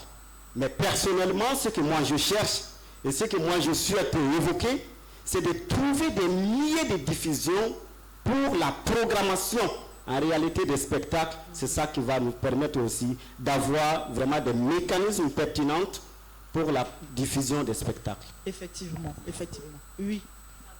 Allez-y. Alors, ça me fait ajouter quelque chose, parce que les espaces culturels dont tu parles, c'est pour dire que, alors, nous, on a quand même beaucoup d'espaces, vous savez, et qui fonctionnent chaque jour, Par exemple, il y a le théâtre de l'espoir de Hippolyte Wangawa, appelé Mbabwanga, que les gens connaissent. Il y a la compagnie Théâtre Évasion de Hildevert Meda qui marche. Il y a des spectacles qui se passent. Il y a la compagnie théâtrale Éclair de Alain Ima. Il y a la compagnie Falengue de Étienne Minungu. Il y a la compagnie Marbayassa de Issa Sinare et de Feu Hubert Karambega. Il y a la compagnie Grâce Théâtre de Anatole Kouama qui est humoriste, acteur. Il y a le Théâtre Soleil de Thierry Oueda. Il y a la troupe théâtrale La Parole de Lambert Zabré. Il y a le théâtre Pantabo de Edoxy Nioula et de Siriki. Il y en a beaucoup, les merveilles. Et bon, chez nous, quand un spectacle est programmé dans X endroits, il faut s'attendre à ce que ça vienne dans tous les espaces. Parce qu'ils veulent du monde, selon la proximité des quartiers et tout, quand ça commence genre à Gambidi, c'est sûr que dans 2 semaines ou c'est quoi, ça va venir vers Théâtre Soleil, à Gouin et ainsi de suite. Exactement. Et il faut se dire que tout de suite, il y a la compagnie du feu Jean-Pierre Guingané qui vient de boucler son festival. Il y a le festival de Prosper Comporé qui est passé. Il y a des festivals en tout cas tout le temps chez nous. Burkina. Oui, franchement, même avec la situation. Oui. Voilà, seulement est que les gens sont pas très motivés à sortir. C'est ça seulement qui est décourageant. Oui. Voilà. D'accord. Merci beaucoup pour toutes ces informations, madame. Nous allons terminer avec la dernière question de la deuxième partie. Alors, cette question, elle s'adresse à tous les panélistes. Donc déjà, comment est-ce que le théâtre a influencé selon vous les web humoristes que nous voyons aujourd'hui sur Internet? Et ça annonce déjà la 3e partie de notre panel.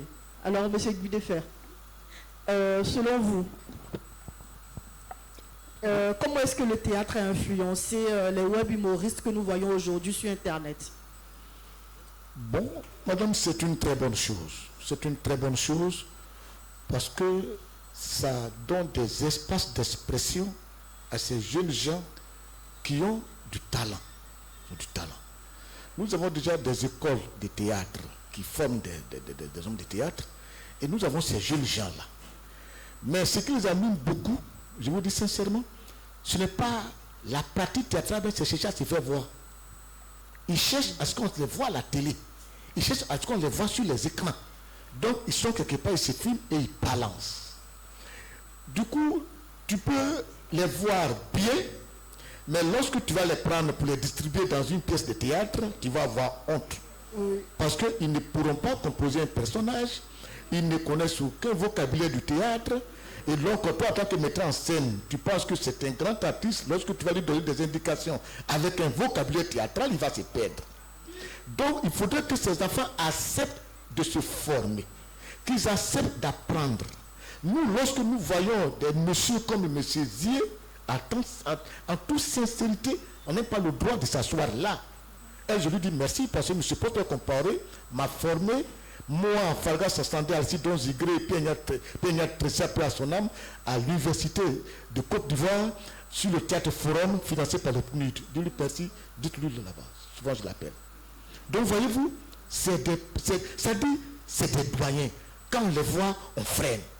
Mais ces enfants, lorsqu'ils sautent à tous les petits écrans là, l'impolitesse qu'ils adorent, la mauvaise éducation qu'ils font de toi, et toi tu dis, mais attends, il fait le même métier que moi, et puis il te va dire, et puis il peut s'asseoir, viens, on fait théâtre ensemble.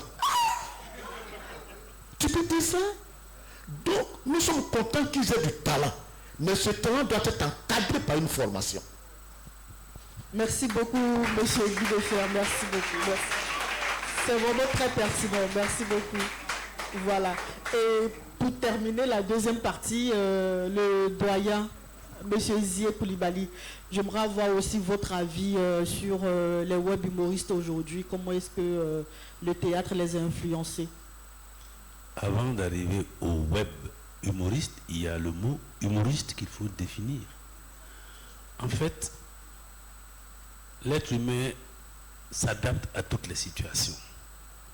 Que ce soit au niveau de la musique ou au niveau du théâtre, quand on se retrouve confronté à des difficultés, comme Guy Defer l'a dit tout à l'heure, on était 50 sur scène après, au fur et à mesure, par rapport à l'écosystème, on réduit au plus, jusqu'à arriver à jouer sur scène, ce qu'on appelle le stand-up, et peut-être les humoristes. Quand on a commencé, et Augustin l'a bien dit, on fait le théâtre pour du public. Mais on fait le théâtre pour que le public sorte de chez lui pour venir dans une salle de spectacle. elle ne peut pas le dire, ou je vais dire, pas ouvertement, mais je vais dire, elle a dit les choses à demi-mot. Mais aujourd'hui, à Ouagadougou, quand on sort, on a peur parce qu'on ne sait pas s'il va y avoir quelque chose qui va nous tomber dessus. Sinon, je voudrais citer le Ouagadougou en matière de théâtre, et vous le savez, que je connais toute la sous-région, et même le Burkina autant que Augusta. Mais c'est de dire que c'est les difficultés qui amènent l'être humain et le comédien et l'homme de théâtre à changer. De grand nombre, on est venu à un petit nombre, on est venu à un. Et puis maintenant, prenez un cas très simple. La Covid. Oui. On s'est retrouvé dans une situation où on ne peut plus sortir, où on a fermé toutes les salles de spectacle en Côte d'Ivoire, tous les lieux où on peut se rencontrer, mais il fallait, tout le monde vivait sauf les hommes de théâtre. Qu'est-ce qu'il fallait faire? Se réinventer pour vivre. À partir de cela, je vais revenir à la question, mais à partir de cela, il a fallu inventer un autre mode de proposer nos spectacles à la consommation du public, mais comment se faire rémunérer à partir de là? Ça aussi c'est un autre problème. Mais je veux dire qu'à partir du moment où en Côte d'Ivoire, et je le dis, vous pouvez le confirmer, il n'y a pas de salle de spectacle. On forme chaque année des comédiens dans cette salle, ils sortent, ils sont 10, 15, 20, 30 par promotion, ils sortent, ils ont envie de faire du théâtre, mais comme a dit Augusta, on fait une répétition quelquefois dans des conditions difficiles, mais quand on sort, il y a quoi pour jouer? M. Konou Dodo était avec vous ici, pour avoir la salle là-bas, c'est 1 million, 2 millions. Ah, bon, je vous parle du temps où j'étais là-bas, donc c'est il y a longtemps. Donc c'est pour vous dire que devant cette difficulté où on ne peut pas aller jouer, les gens se sont réinventés et ont utilisé un autre médium qui est celui donc du numérique pour proposer leur spectacle. D'où la transition du théâtre au numérique et au web humoriste. Et Dieu merci, comme a dit Bidéfer, Dieu merci, ça existe, ça permet à des gens de vivre. Je viens de Boaké, vous savez que le centre culturel Jacques Aka était le fleuron de la diffusion en Afrique de l'Ouest. Le centre culturel Jacques Aka est mort aujourd'hui, mais il y a des artistes, il y a des acteurs à Jacques Aka, à Boaké. Qu'est-ce qu'ils font? Ils font des petits, comment on appelle ça, capsules, qu'ils balancent, et aujourd'hui, grâce à ça, ils vivent un peu. Bon, je ne vais pas aller plus loin, mais c'est pour vous dire que c'est les situations qui font que les gens arrivent à ce stade-là. Tout comme à un moment donné, la crise est venue en Côte d'Ivoire et ça a engendré d'autres styles de musique et qu'on a aimé. C'est tout ça qui fait qu'on arrive. Peut-être que demain, il y aura autre chose que le web humoriste. Merci beaucoup, doyen. Merci beaucoup. Merci. Alors, Madame Augustin. Oui, si vous permettez, je voudrais aussi ajouter quelque chose. Le grand frère a dit tout de suite que oui, ils ont du talent, mais c'est quand tu les prends pour jouer les codes, comment on appelle ça, voilà, du théâtre, ils ne connaissent rien. Mais en réalité, ce n'est pas eux tous mêmes qui sont bien, parce qu'ils se flattent en fait. Les réseaux sociaux, ça flatte beaucoup. Si tu dois compter sur les réseaux sociaux pour remplir une salle de spectacle, ou pour avoir l'affluence, parce que même si ce n'est pas joli, le plus vilain du monde va poster une photo parce que tu es ami, tu es passé, tu vas liker. Il va se prendre comme le chef, quoi. Alors, ces enfants-là, ces jeunes-là, sont sur les réseaux sociaux, ils se filment, ils font, voilà, ils ont 1000 likes, ils pensent qu'ils sont arrivés. Le jour que toi, tu vas faire erreur pour les amener dans ton spectacle, tu vas lui dire de jouer face au public, là. C'est là qu'il va commencer à transpirer. Parce qu'il va commencer, le public ne rit pas. Il dit, aïe, pourtant sur les réseaux sociaux, je tue, mais c'est quoi? Eux, ils sont difficiles, c'est un public difficile, tu es. Pourtant, non, ce n'est pas un public difficile. Tu n'as pas justement fait la formation qu'il faut pour les réseaux sociaux, parce que là-bas, tu ne peux pas compter, ce n'est rien. Par rapport à sur la scène, tu es là, tu dois faire rire, ou bien tu dois jouer pour un public. Je vous jure qu'en tant qu'artiste, je ne sais pas, c'est sûr qu'ils ont dû ressentir à un moment donné. Mais quand tu joues dans un spectacle où on t'a bien dirigé, quand tu dois pleurer, tu n'as pas besoin de convoquer, mais ça vient. Les émotions viennent, tu as des frissons, toi-même tu joues, mais tu as des frissons. Tu sens, la personne qui est là, qui est assise, qui te regarde, pleure. Mais au théâtre, et puis comment on appelle ça, les web humoristes là. Vous voyez, après ils font des montages pour ajouter les effets, pour que ça ait un rythme, les suspens et tout. Donc ça n'a rien à voir avec quand ils doivent monter sur scène. Donc moi je dirais même que c'est pas forcément qu'ils ont même du talent, mais c'est après justement ils ont la grosse tête et puis ils veulent se comparer justement à ceux qui ont commencé depuis avant-hier. Pourtant eux ils viennent de commencer aujourd'hui. Donc après ils se cassent la gueule, mais tout de suite quoi. Merci beaucoup, merci beaucoup. Voilà. En tout cas, cette question nous permet en tout cas d'aborder la troisième partie de notre panel, qui est le futur du théâtre africain, ivoirien, voilà. Et pour cette question, je vais m'adresser à M. Kwasi. Alors, déjà, comment, selon vous, le théâtre en Côte d'Ivoire pourrait-il changer avec les nouvelles technologies qu'on connaît aujourd'hui, comme le téléphone, les ordinateurs, avec Internet même en général? Selon vous, comment le théâtre pourra survivre? Ok, avant de répondre à cette question, je voudrais, comme vous avez dit que la dernière question était la question pour tout le monde, je voudrais revenir là-dessus, si vous me permettez, avec les web humoristes. Depuis un certain moment, je dirais que, je ne sais pas si elle dit malheureusement ou heureusement pour nous, la Côte d'Ivoire, on a une floraison de web humoristes. Parce que tout le monde, comme l'a dit le doyen, tout le monde veut se faire voir. Tout le monde veut passer à la télé. Et aujourd'hui, on a ce qu'on appelle la monétisation. Donc, avec des vues, on a notre page qui est monétisée, on se fait un peu de sous, on n'a pas besoin forcément d'apprendre du théâtre, on n'a pas forcément besoin de côtoyer les aînés pour apprendre les codes. Et donc, on peut se mettre là avec notre téléphone et puis faire. Alors que, comme l'a dit Mme Augusta, ça s'apprend. Le théâtre a ses codes. Ici même dans cette école, c'est vrai, on dit pour entrer à l'INSA qu'il faut avoir le BPC, il faut avoir le bac, mais il n'y a pas que ça. Il y a le conservatoire du théâtre qui est là. Il y a aussi le conservatoire du cinéma qui est là. Donc vous pouvez venir, enfin, ils peuvent venir apprendre. Mais malheureusement pour ces personnes-là, ils ne vont pas à l'information. Ils ne sont pas à l'affût de l'information. Donc pour eux, voilà. Nous, on veut faire rire les gens bien, on veut se faire connaître. Donc du coup, voilà, donc nous on pose la caméra devant nous et puis voilà, on fait ce qu'on a fait. C'est vrai qu'ils ont été influencés par le théâtre parce que depuis un moment, on a remarqué que sur les réseaux sociaux, les Ivoiriens sont furieux de ça.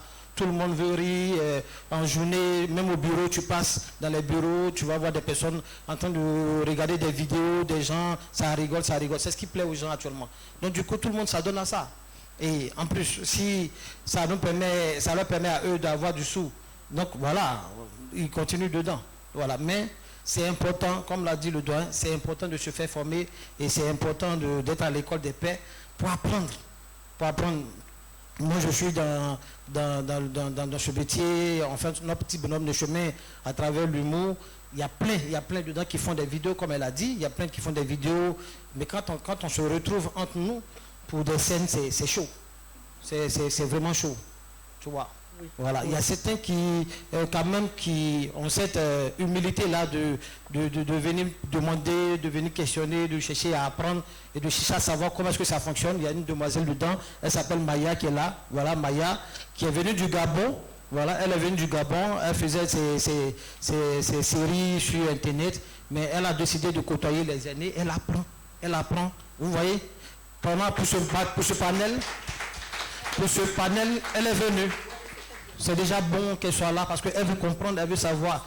Voilà. Elle était là depuis ce matin. Moi, je me souviens qu'elle a commencé à m'embêter depuis que j'ai commencé à poster. C'est quoi? Il s'agit de quoi? Je vais être dedans, je veux voir. Et puis elle est là. Donc, bravo Maya, bravo d'apprendre, bravo de connaître.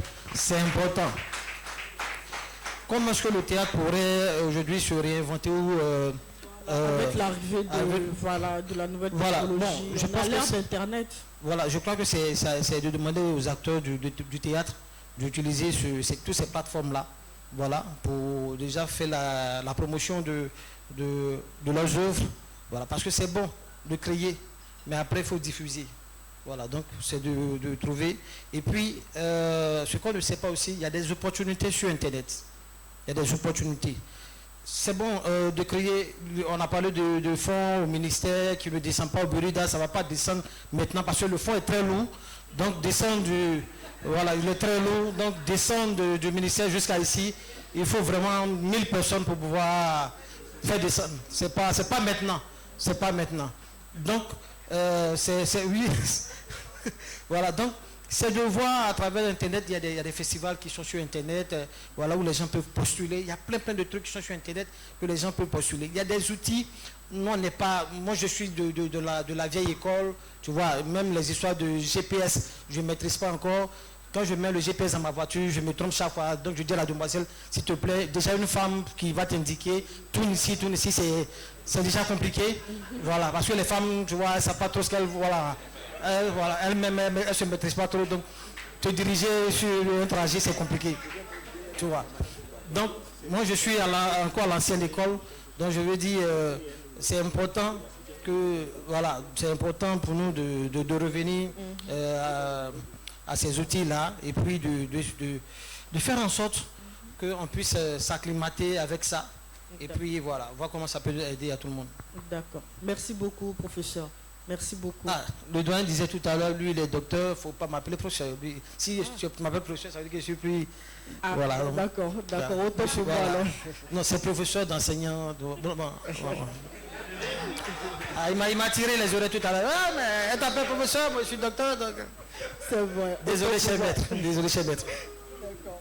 Alors, la prochaine question, comme vous savez, nous sommes dans la 3e partie, c'est de parler du futur du théâtre ivoirien et africain en général, vu que nous sommes avec des pays africains avec nous. Alors, je vais m'adresser à M. Guy Defer avant de parler à nos deux autres. Oui, voilà. Tout à l'heure, vous avez parlé de la formation pour les web humoristes, voilà, par rapport au théâtre. Alors, nous sommes à l'ère d'Internet. Comme vous avez dit, on a les petits écrans, les téléphones, voilà, et les ordinateurs. Comment est-ce qu'on pourra faire grandir le théâtre, voilà, le théâtre ivoirien, déjà? Oui. Voilà. Madame, il faut dire qu'on a une chance peut-être cet après-midi. Nous avons M. Zier qui est là. C'est une chance en fait. Voilà un monsieur qui a travaillé avec l'Institut français. Voilà un monsieur qui est très en contact, et même au parfum, même au niveau souvent des financements au niveau de l'Europe. Alors, ce que je réfléchis, nous avons d'abord le Burkina qui a vraiment beaucoup d'espace de diffusion.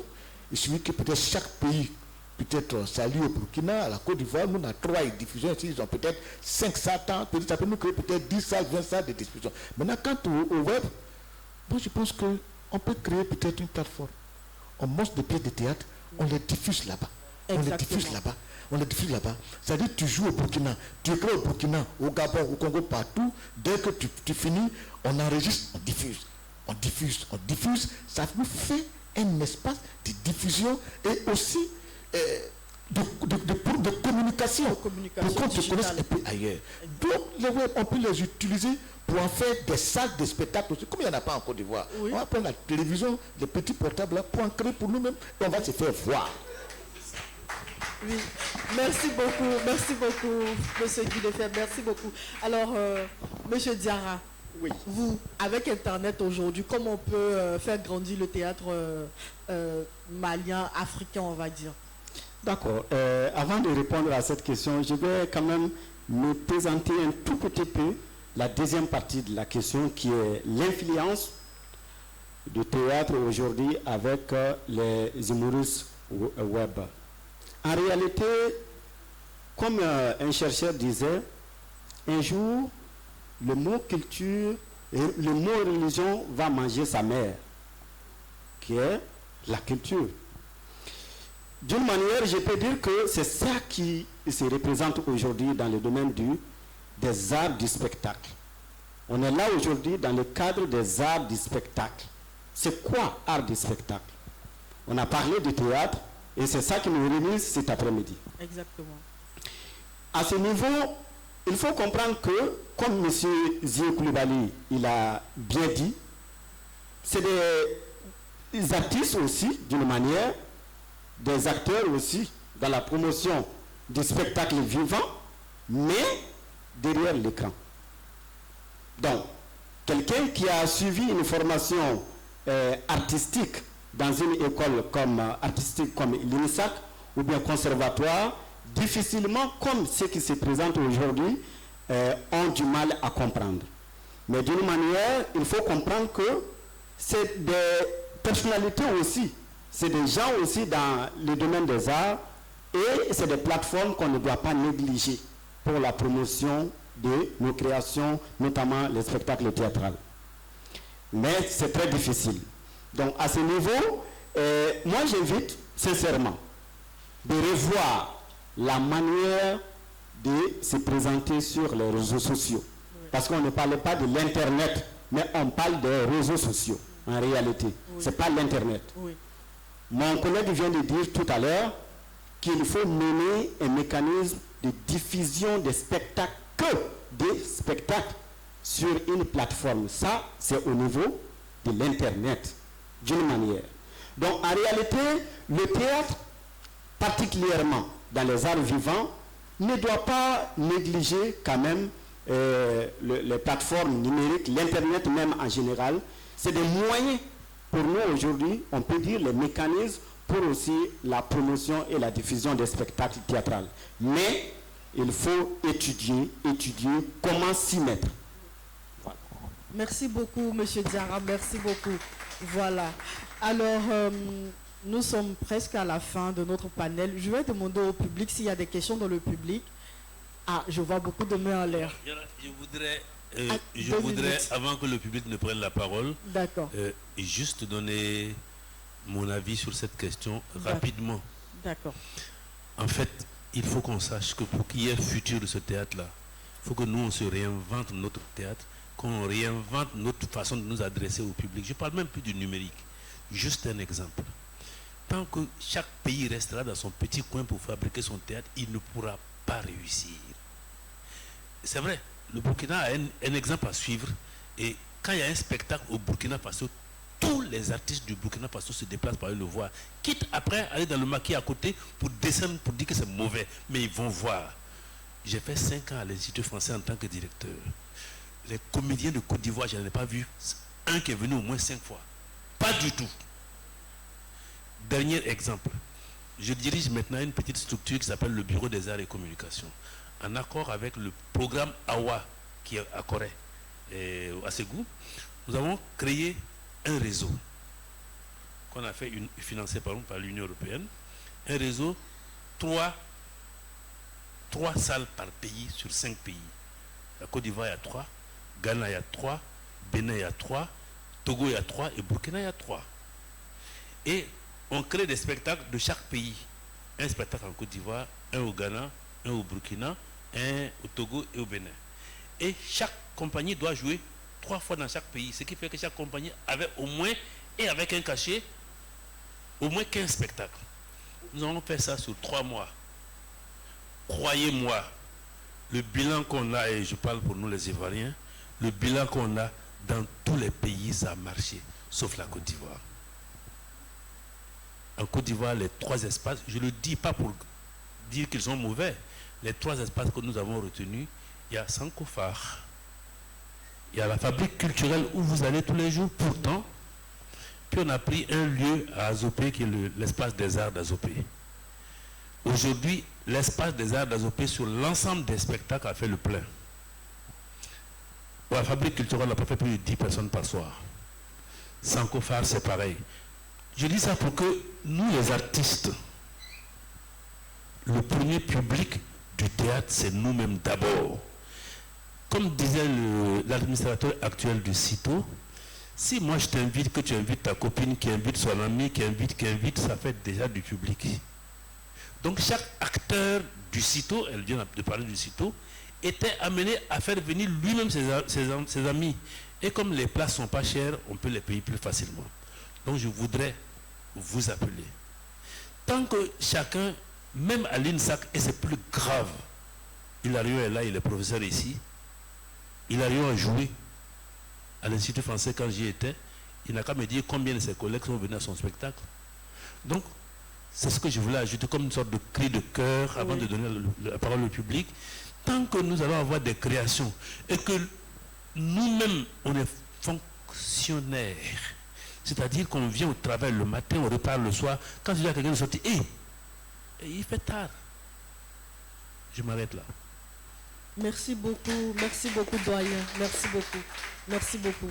Alors comme je disais, nous allons donner la parole au public. Nous allons commencer nous allons commencer de la gauche vers la droite. Donc nous allons commencer par le monsieur en chemise rouge, s'il vous plaît. Vous vous présentez et vous posez votre question. À moi? C'est vous qui posez la question? Oui. Ok, allez-y alors. Ensuite, on va aller chez le monsieur. Je ne sais pas si c'est une question, mais c'est un apport que je voudrais faire. Je suis en train de finir une étude. Je suis chercheur, d'accord. Je suis en train de finir une étude où j'ai intitulé Le théâtre francophone est mort, vive le théâtre. Si le théâtre francophone existe encore, c'est au Burkina Faso. Pourtant, en Côte d'Ivoire, nous avons beaucoup de salles. Au Congo, Brazzaville, n'en parlons plus, c'est mort. Il y a un seul festival qui existe là-bas, un seul, du théâtre, qui s'est fait en plus au village. Parce qu'en ville, ça ne passe plus. Nous partons en RDC, c'est pareil. Nous partons au Cameroun. Le Cameroun était le fief du théâtre en Afrique centrale. C'est mort, il n'y a plus rien. Mais qu'est-ce qu'il faut faire alors? Est-ce qu'il faut se réinventer? Je pense qu'il faut se réinventer. Il faudrait dire des vraies choses. Et moi, je veux parler du cas de la Côte d'Ivoire. C'est un pays que j'aime. L'argent, il y en a beaucoup. Il y a beaucoup d'argent. Tout à l'heure, vous avez crié quand le docteur a parlé du fonds. Mais nous, on sait ça, on connaît. Nous, on rentre pour vérifier, pour prendre des données, pour avoir des informations après de publier. Il y a l'argent. Combien d'étudiants en théâtre ici à l'INSAC sont dans la salle? Regardez. Ils ne sont pas nombreux. Une goutte parmi les nombres qui sont là. Et pourtant, la thématique leur appartient, pourtant. Mais ils ne sont pas là. Mais comment? Mais à la fin, qu'est-ce qu'ils vont devenir? Ils vont devenir des rappeurs humoristes.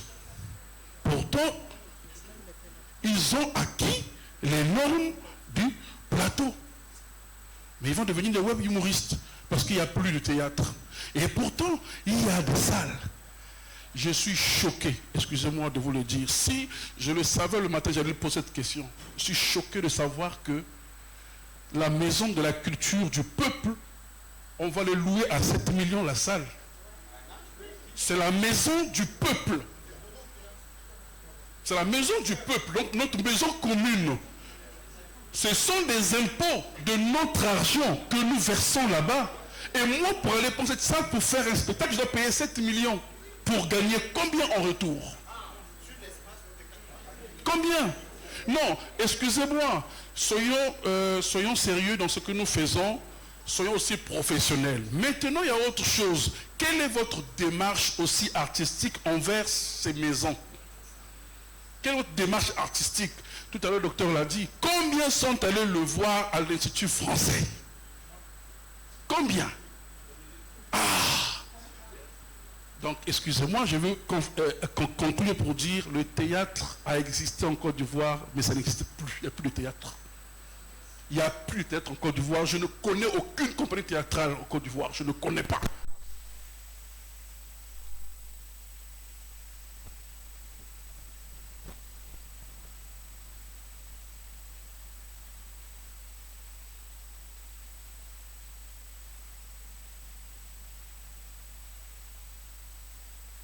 Et sur place, on a joué tous les jours. Tous les jours. C'est là où j'ai découvert des lieux de théâtre au Burkina Faso. Et le lieu que j'ai gardé en tête, c'est l'ATB. Je ne peux jamais oublier. Et chez le doyen Gengane. Vraiment, les acteurs culturels ivoiriens, c'est plein de ces biens, mais allez à la source prendre la vraie information pour que vous soyez aussi des vrais professionnels comme les autres. Merci. Merci beaucoup, monsieur. Merci.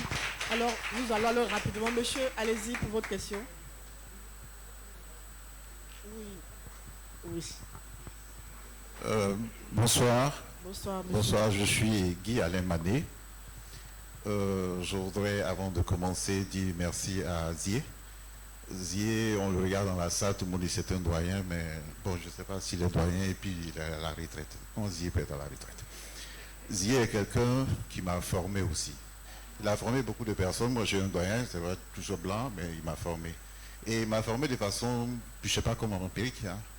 Je vais chez lui à la maison, on parle. Je suis parti le voir au centre culturel, il m'a appris beaucoup de facettes, la régie.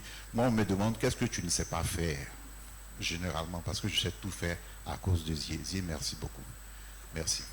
Merci beaucoup. Je suis effectivement acteur du monde des médias. Il a dit beaucoup de choses. C'est une contribution que je veux faire. Au niveau des médias, nous avons un fonds. Aujourd'hui, c'est devenu une agence, sinon c'est un fonds de développement de soutien à la presse. On l'avait, mais c'est autour de 2 milliards. Mais j'avoue qu'on frappe dedans. Donc si au niveau du théâtre, vous ne faites pas, c'est votre affaire. Je voulais aussi dire une chose, contribution. Gbi, il est homme de théâtre. Aujourd'hui, il est animateur. Kachim animateur. Dans la salle, il y a plein d'animateurs qui sont là. Mais nous avons nos radios. Moi, je me rappelle que j'ai été fasciné par Wangren, tu te rappelles? Voilà, Wangren est passé à la radio et c'était extraordinaire. Donc, trouvons des espaces de diffusion pour qu'on puisse vraiment travailler. En Côte d'Ivoire, c'est vrai, monsieur, en Côte d'Ivoire, il y a des salles. Moi-même, je suis en train de négocier une salle dans ma région pour la voir. Aujourd'hui, les salles sont occupées par quoi? Les claques dont on dit, tout ça là, ça existe. Mais c'est là-bas qu'habite le représentant du ministère de la Communication, de la Culture. Mais il habite là-bas, sa femme, ses enfants. Il ne veut pas nous donner, les salles sont vides. Qu'est-ce qu'on fait? On peut l'animer. Donc, il serait intéressant qu'on va se rapprocher de Zié. On va essayer de monter quelque chose pour ouvrir des salles. Madame de Burkina, vous nous avez ouvert l'esprit. On va essayer de travailler ça. Si l'année prochaine, vous venez que ça n'existe pas, demandez à Zié. D'accord. Merci beaucoup. On fera en sorte que ce soit ainsi. Merci beaucoup. Nous allons prendre rapidement 3 personnes. Voilà. Voilà, il y a un étudiant. Soyez un peu bref, s'il vous plaît. Nous sommes déjà à la fin du panel. Ok, merci beaucoup. Je me présente, je suis Jude Ozedjeba, étudiant en théâtre. Voilà. Et déjà, je voudrais commencer en disant que nous sommes dans la merde. Nous sommes dans la merde. Parce que déjà, ici, le monsieur a dit qu'il y a combien d'étudiants de théâtre dans cette salle. Ils ont raison de ne pas venir ici. Parce que c'est une perte de temps en fait de venir s'asseoir ici, entendre ces belles paroles. Déjà le monsieur qui nous dit tout à l'heure qu'ils vont travailler pour que les années qui viennent, il y ait de nouvelles salles, tout ça et tout et tout. Je suis désolé de le dire ainsi, mais ce sont de belles paroles. Parce qu'il y a plusieurs personnes qui sont passées ici qui nous ont dit la même chose. Et c'est toujours pareil, ça ne change pas. Aujourd'hui tu demandes à un étudiant de théâtre, quand tu finis ta formation en théâtre, qu'est-ce que tu deviens? Il ne sait même pas. Mon ami à côté ici me disait tout à l'heure que alors c'est bien qu'on aille au Burkina. Vous voyez, on est dans la merde au fait en Côte d'Ivoire. Parce qu'on apprend le théâtre et on ne sait même pas où on va. Cette année, on nous disait que en théâtre, pour des étudiants de théâtre, on voulait annuler une de nos matières. Une matière principale, l'interprétation. On est vraiment dans la merde au fait. Pour des étudiants qui viennent apprendre le théâtre, on veut annuler l'interprétation parce que ça prend trop de temps. Mais il est venu pour faire quoi alors si on doit annuler l'interprétation qui prend trop de temps? C'est vraiment dommage. Et ici il y a nos pères aussi qui disent que, je suis désolé de le dire, hein, il y a nos pères qui nous disent que le théâtre nourrit son homme et sa femme. Il nourrit quel homme et quelle femme, s'il vous plaît? Nos chers professeurs, c'est à l'extérieur qu'ils jouent, on ne les voit pas jouer ici. Et s'il y a des étudiants qui organisent des spectacles, c'est-à-dire que c'est entre nous, on va souvent, on regarde, parce que tu sais que prochainement tu auras ton spectacle, il faut que quelqu'un d'autre vienne regarder. Ça devient une tontine théâtrale. Madame, j'en viens, je vais finir. Et après encore, nos mêmes pères qui nous disent que le théâtre ivoirien est mort, c'est cette même personne-là qui a oublié le théâtre ivoirien. Le théâtre ivoirien est vraiment mort. Il ne nourrit ni son homme ni sa femme. Peut-être ailleurs, mais pas en Côte d'Ivoire. Et ces mêmes personnes-là sont parties au cinéma. Ils ont abandonné le théâtre et ils sont allés au cinéma. Nous aussi, on va abandonner le théâtre pour aller au cinéma parce qu'on se dit qu'il n'y a plus rien dans le théâtre. On vient faire le théâtre pour du cinéma. Donc la question que je voudrais poser, qu'est-ce qu'il faut pour que le théâtre ivoirien, qu'ils disent mort, renaisse de ses cendres? Merci. Merci. Wow. Merci beaucoup. Alors, on va prendre... Ok, on va prendre 2 personnes rapidement. Vous voulez répondre? Ok, allez-y.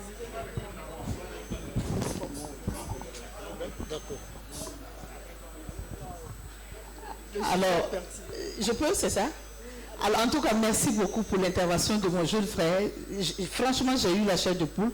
Et c'est ça, il ne faut pas avoir la langue de bois. Il faut dire les choses comme elles sont. Alors, je pense que ne sois pas dessus d'être là et que tes camarades qui ne soient pas là aient raison. Non du tout. Toi, tu viens d'apprendre quelque chose. La question que tu as posée, tu auras une réponse.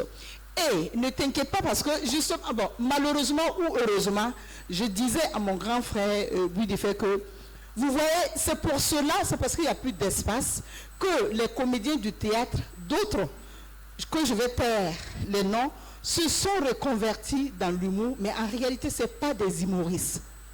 Je suis désolée de le dire, hein, ce n'est pas parce que je n'ai jamais été invité au Parlement du rire ou quoi, mais quand je regarde le Parlement du rire, moi, ça ne me fait pas rire. Parce que pour moi, ce n'est pas des humoristes. Ce n'est pas tous ceux qui passent là-bas qui sont des humoristes. On les connaît de bout du doigt. C'est du théâtre transformé au point de je vais parler français, au point de nyaramer la tête de mes jeunes frères qui sont en train de vouloir emprunter cette voie. Et c'est dangereux. Parce que je vous jure que ces personnes-là, c'est parce que simplement leur étoile a brillé, parce qu'ils ont eu des chaînes de télé qui sont très visibles, c'est parce qu'ils ont eu des gens qui les ont financés à coups de millions, qu'on les connaît. Sinon, en réalité, quand tu les envoies dans ton festival, tu les fais passer sur scène là. C'est à ce moment que les gens dorment. Donc, restez focus. Et encore, tu apprends quelque chose. Ce n'est pas que tu es en train de passer à côté. On vient de dire depuis le début, mon frère a dit, quand tu reconnais un bon acteur, que quand la personne est passée par le théâtre.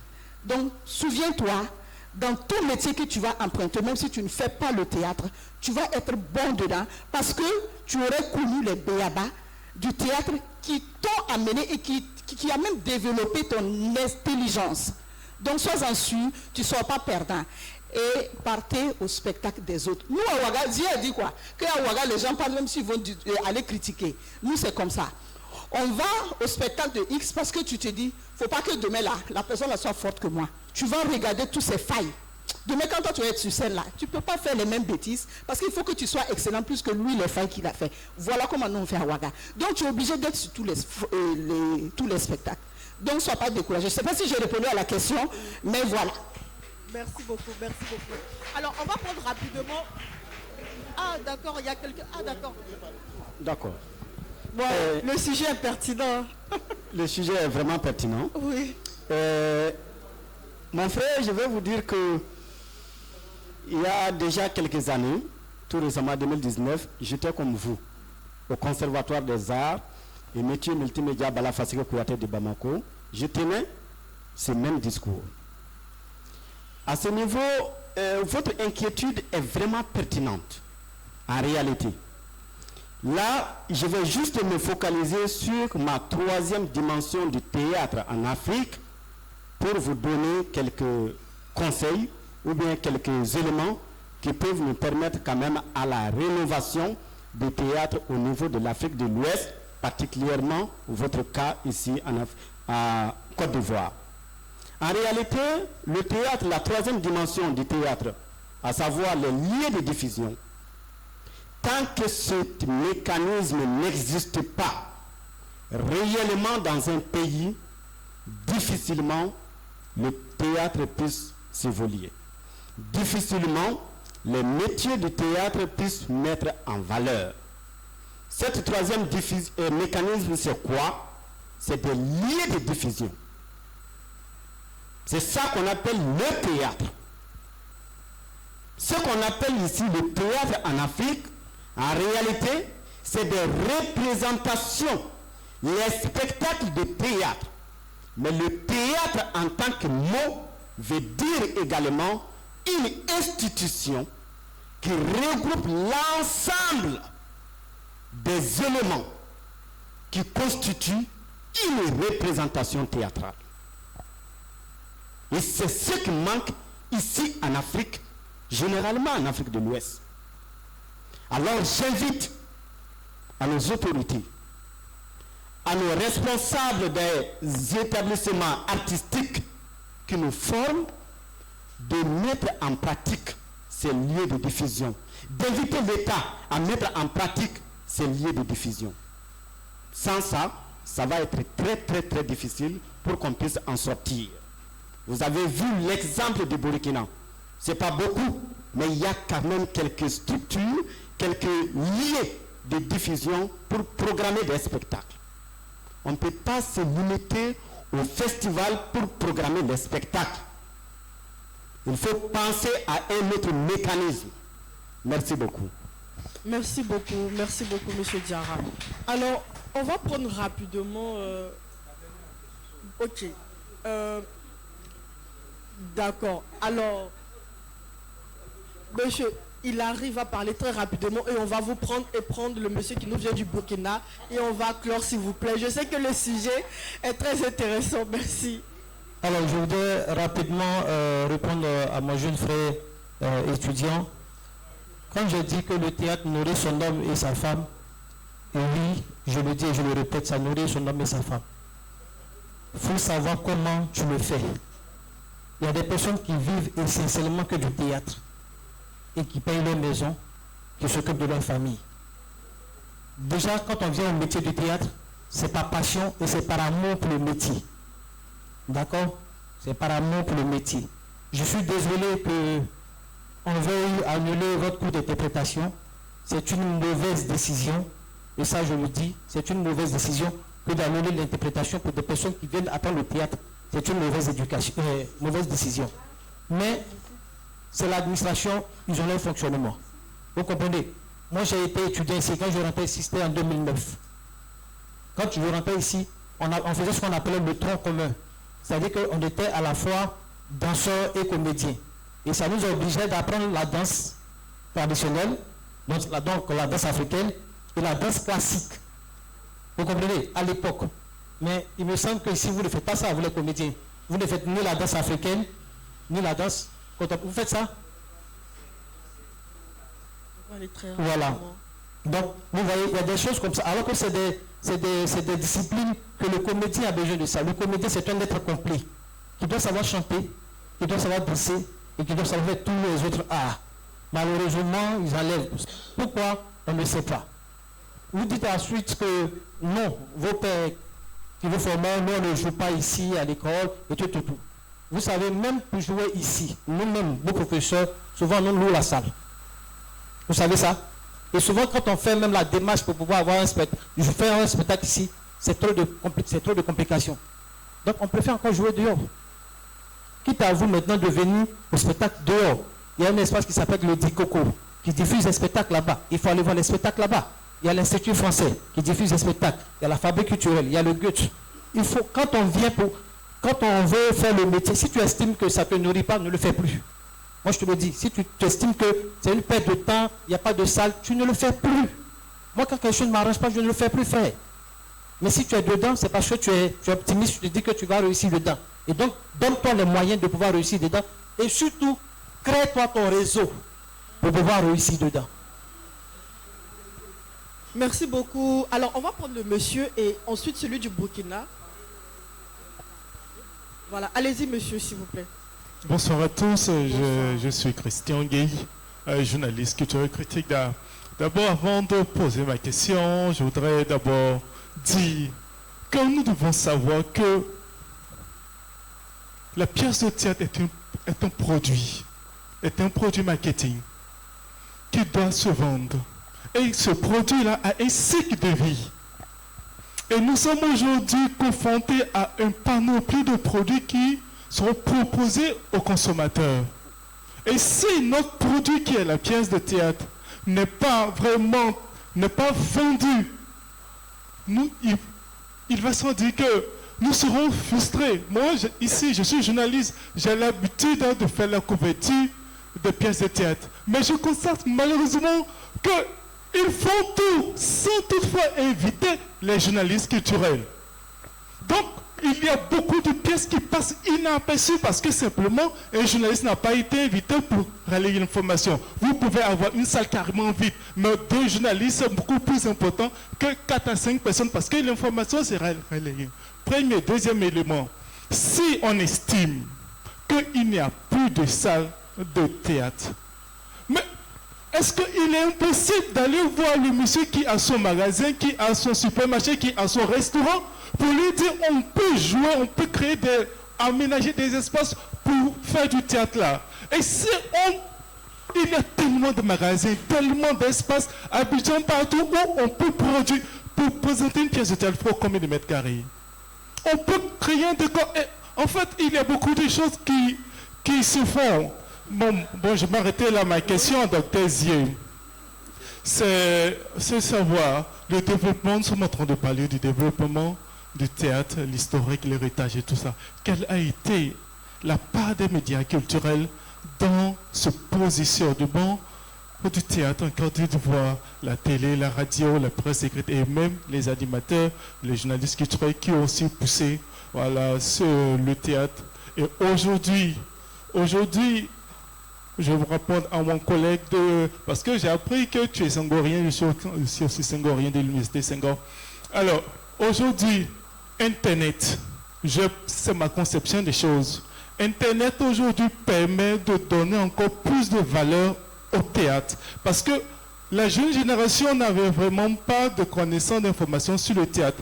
Donc le fait que les réseaux sociaux parlent du théâtre, ça constitue une éducation théâtrale pour les consommateurs.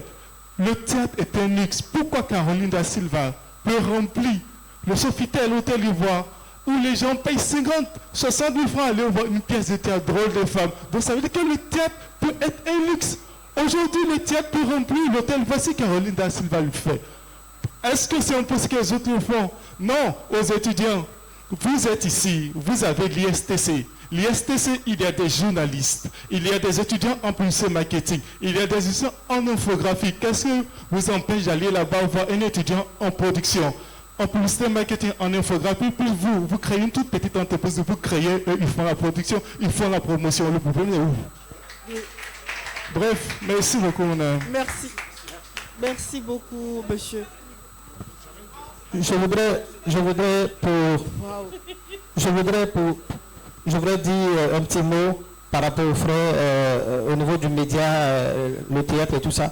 Malheureusement, ce qu'on constate, c'est que les troupes sont plus concentrées à monter la pièce qu'à faire la promotion du spectacle. Et c'est comme ça. Ils sont plus préoccupés à faire monter la pièce qu'à jouer et qu'à faire la promotion. Malheureusement, il n'y a aucune organisation vraie autour d'une œuvre théâtrale.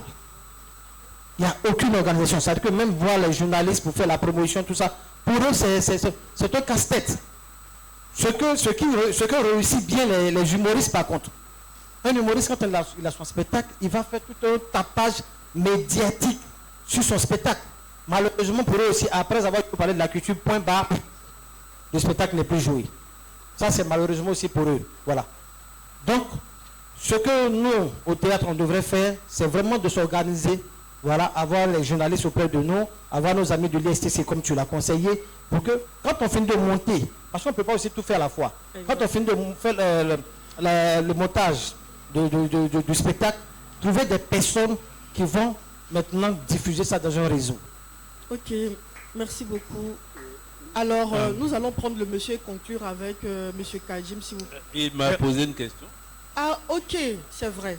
Autant pour moi, allez-y. Bon, je vais aller rapidement, je sens qu'on est en train d'aller vers la fin.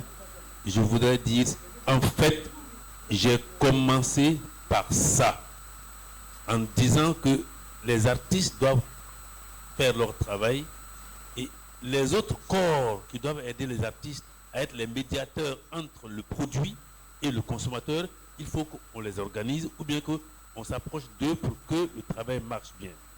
Maintenant, quand j'ai dit médiateur, il n'y a pas que les journalistes. Heureusement, tu as dit les médias. Nous avons un problème, on ne suit pas le mouvement. Je parle des artistes, surtout du théâtre, on ne suit pas le mouvement. Il y a un temps où quand tu fais une pièce de théâtre, tu vas à la télévision, tu fais un spot. Après le spot, la minute est devenue à 150 000 francs. Aucune troupe en Côte d'Ivoire ne peut payer 3 spots à 150 000 francs. Mais maintenant, pourquoi tu vas payer à RTI 150 000 francs et que personne ne regarde. Deuxième chose, je dis personne ne regarde parce que si tu dois faire, il faut le faire pour toutes les chaînes et voir les chaînes que ta cible regarde. Deuxième chose, les journalistes dont tu es un des porte-parole, je m'excuse, on ne vous invite plus parce que tous les journalistes demandent à être payés avant de venir voir ton spectacle. Et quand tu as payé le transport, après il faudra payer pour que l'article paraisse. Or, pour que nous on arrive au moment où tu viens voir le spectacle, on a souffert, on n'a pas d'argent pour te payer. Donc, le système, et ça, je ne le prends pas comme une critique, mais comme une tare à l'intérieur de votre corporation qu'il faudra extraire. Je veux dire, il faut qu'on soit ensemble. Il faut qu'on travaille ensemble et cette petite vermine qui entache la presse culturelle. Avant, on avait des journalistes qui avaient des noms culturels. Quand tu dis Michel Kofi est là, quand il est là, tu joues pour lui seul. Mais aujourd'hui, là, quand tu n'as pas donné 10, 15, 20 000 francs, l'article sera mauvais.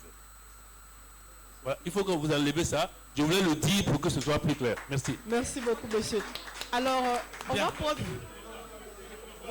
Bien. S'il vous plaît. Bon, j'ai le micro. Là juste après. Comme j'ai le micro, peut-être que je pourrais parler et puis... Vous allez... J'ai le micro. S'il vous plaît, monsieur, allez-y. Voilà. Vous allez avoir un mot de fin tout à l'heure, les panélistes. Comme j'ai le micro... Monsieur Kadi, voilà. Comme j'ai le micro, je voulais intervenir dans le cadre des solutions à proposer. Et je saisis la balle que nous donne notre jeune frère étudiant pour l'encourager à être dans la merde. Non, je choque peut-être, mais je l'encourage à être dans la merde parce que, voyez-vous, la merde va vous façonner de telle sorte que vous devenez un individu excellent. Vous voyez, chez nous au Burkina Faso, la merde là, bon, j'ai fait l'université, mais je parle le français terre à terre. La merde là, c'est caca, non? Caca là, on prend pour fabriquer de l'engrais, de l'énergie.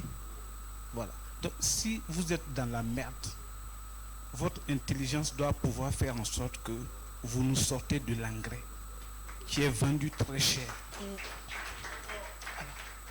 Il faut arriver à cela. Je ne veux pas être long parce que je suis l'un des derniers intervenants, donc je ne développerai pas. Deuxièmement, vous avez parlé de la tontine. Mais je vous encourage à être dans la tontine. La tontine, là, l'origine, c'est pour l'argent. Mais l'argent, là, c'est pour faire quoi? C'est pour se sauver dans les difficultés. Mais organisez des spectacles entre vous. Allez-y voir les écoles et instituts de formation qui existent en Côte d'Ivoire. Il y a de nombreuses écoles. Chaque week-end, vous pouvez faire une représentation dédiée à une école. Pourquoi pas? Ça va faire du bien. Troisième élément, et là je terminerai, la formation scolaire. Donc le théâtre à l'école primaire. On a tous vécu ça à un moment donné de notre vie. Moi, je pense qu'il faut repartir à cela. Et ça, j'interpelle un peu plus les... Comme vous le dites, les doyens, c'est un terme d'ici. Les doyens.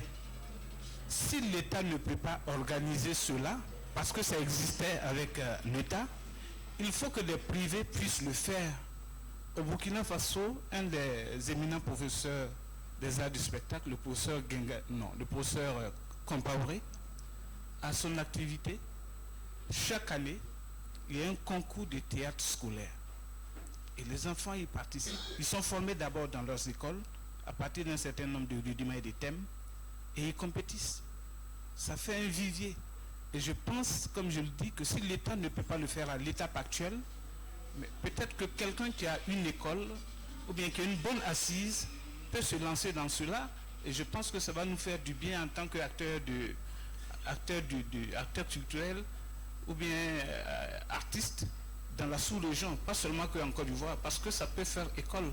En tout cas, nous, on a commencé et ça se porte bien. Je vous invite à copier et peut-être surtout à faire mieux que nous, pour qu'on revienne aussi copier et faire mieux que vous. On avance là. Je vous remercie. Merci beaucoup, monsieur. Alors, Passez le micro à M. Kadjib. Merci. Merci, monsieur. Ok. Je tenais à prendre la parole parce que je veux que mon adresse aille vraiment principalement aux étudiants de l'INSAC. Moi, je suis issu de l'université qu'on appelle maintenant l'université Félix Fabre-Boigny. Et j'avais l'habitude de dire à mes camarades d'université qu'il y a tellement de problèmes dans notre université qu'il faut faire le moins de temps possible dans cette université. Il y en a qui sont restés, qui ont fait 12-15 ans pour faire un diplôme qu'on fait dans 5 ans, parce qu'il y avait plein de problèmes. Nous, on a fait nos 5 ans et on est parti. Et on revenait là-bas, dans la merde. C'est important, je le dis, parce que vous êtes dans cette école pour apprendre. Mais la connaissance, c'est chacun de nous qui en fait ce qu'il veut. Moi, je n'ai pas fait l'INSAC. J'ai fait la faculté de lettres, arts et sciences humaines, mais depuis le départ, je voulais être musicien. Je voulais être chanteur. On m'a dit, mais pourquoi tu n'es pas allé à l'INSAC? Moi, j'ai fait des études de lettres parce que je voulais apprendre à écrire, pas à chanter. J'aimais chanter et je savais que je voulais apprendre ça autrement. Je voulais apprendre à écrire. Donc, ayez des objectifs clairs. Aucun de vos professeurs ne vous a incité à venir à l'INSAC. Vous êtes venu à l'INSAC parce que vous vouliez venir à l'INSAC. Si vous êtes venu à l'INSAC, c'est que vous avez des objectifs. Et si vous pensez qu'une mauvaise décision ou un mauvais enseignant peut vous détourner de vos rêves, c'est qu'ils sont tout petits vos rêves. Moi, je suis content que tu sois révolté. Je suis très content que tu sois révolté. Mais fais pas comme les migrants qui en veulent aux Européens qui ne veulent pas les accueillir, plutôt que d'en vouloir à leurs dirigeants qui les ont mis dans la merde ici, oui, et qui les poussent à l'immigration. Il faut orienter ta colère. Il y a des choses à faire. La tontine dont tu parles là, vous ne l'avez pas inventé. Le premier et le plus grand mouvement de hip-hop jamais créé en Afrique, nous on l'a créé dans la commune d'Abobo. Ça s'appelait le Fondi. 512 membres. Réunion tous les dimanches. Pendant 7 ans, j'ai fait ça. J'étais un artiste qui sortait à peine son premier album, que je consacrais ma vie à ça. Mais chaque rappeur qui sortait un album à Abidjan savait qu'il avait vendu au moins 512 cassettes. Parce que chez nous, c'était obligé d'acheter les albums qui sortaient. Mais il aurait suffi que dans toutes les communes du pays, les gens fassent ça. Pour qu'on n'aille même pas chercher du public. Et c'est important que cette tontine-là continue. Sur Internet, on le fait. Je mets un post, chacun de nous doit le partager et taguer 5 personnes qui doivent à leur tour partager. C'est comme ça que la toile d'Internet se crée. Mais il y a beaucoup de choses à faire et vous n'avez encore rien fait. Moi, je vous incite à apprendre du mieux que vous pouvez. Mais là, c'est pas quelque chose de fermé. C'est pas parce que tu es étudiant en théâtre que tu ne peux pas aller solliciter un musicien pour monter un projet, pour monter une pièce de théâtre. Oser. Quand on est jeune, il faut oser.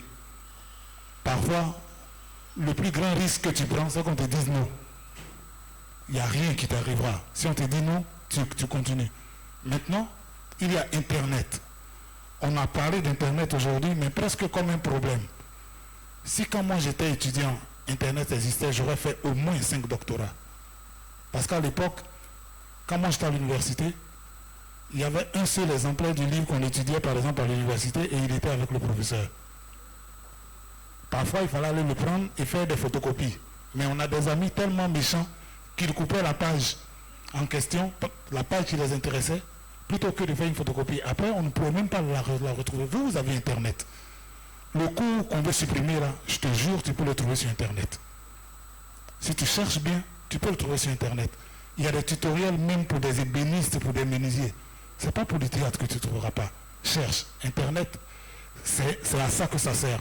Malheureusement, pour les jeunes de votre génération, Internet est réduite à Facebook, TikTok et autres. Donc, allez, réappropriez-vous Internet. Internet, c'est votre outil. Ceux qui ont inventé TikTok l'ont interdit à leurs enfants. En Chine, TikTok, c'est pas pour danser. TikTok, c'est pour les inventions. Chez nous, ici, à 99,99%, on danse sur TikTok. Et c'est important. on parle de formation ici, il est important que vous appropriez ces choses-là. Ne soyez pas défaitistes. L'avenir vous appartient. C'est à vous de vous l'approprier. Maintenant, pour nos acteurs de théâtre, mon constat en tant que consommateur, c'est que le théâtre est devenu ringard. Le théâtre est devenu ringard. Et ça, moi en tant que chanteur, par exemple, de musique reggae, nous, on l'a connu. Face aux autres genres musicaux qui évoluaient, le reggae, à un moment donné, était devenu ringard. Comment on va pimper, voilà, puisque c'est le terme qu'on utilise sur Internet, comment on va pimper le théâtre pour que le public s'y intéresse? Aujourd'hui, il y a des radios, il y a des chaînes de télé, mais c'est des choses qui coûtent cher. Moi, je travaille en radio et en télé.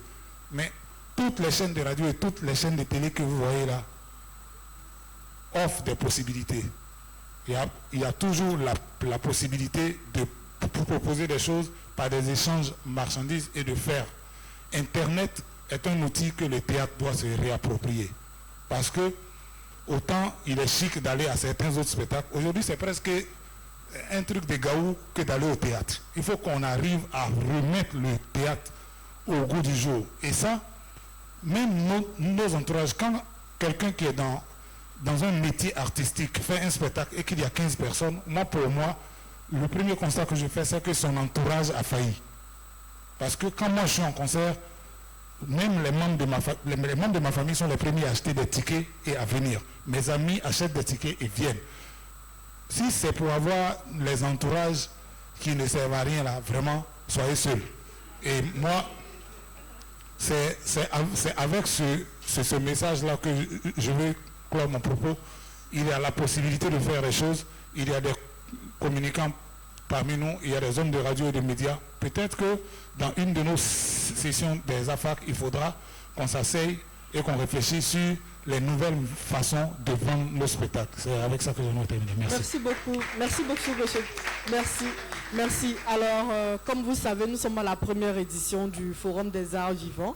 Et le thème est Histoire et héritage du théâtre ivoirien. Donc nous allons demander à chacun des panélistes, nous allons commencer par le doyen, pour leur mot de fin. Bon, en guise de mot de fin, vous avez parlé d'héritage et d'histoire. Je suis un homme heureux sur cette plateforme, sur cette table, parce que je suis l'histoire. Et tous ceux qui sont là, c'est l'héritage. À part Diarra que je ne connais pas personnellement, mais je pense que si je commence à parler avec lui de ceux qui sont de ma génération et qui l'ont formé, qui sont ses professeurs comme les Kimba, comme la Adama Traoré, je vais me rendre compte qu'en fait, lui, je l'ai formé à travers Adama, le théâtre de l'oralité. Donc je suis un homme heureux parce que ce que je voulais faire, c'était de transmettre. Et il a dit tout à l'heure, le collègue, je ne sais faire que ça depuis que je suis arrivé. Je ne sais faire que transmettre. Et j'ai transmis aujourd'hui. J'étais très très occupé pour revenir ici. Christian le sait, il a voulu que je vienne.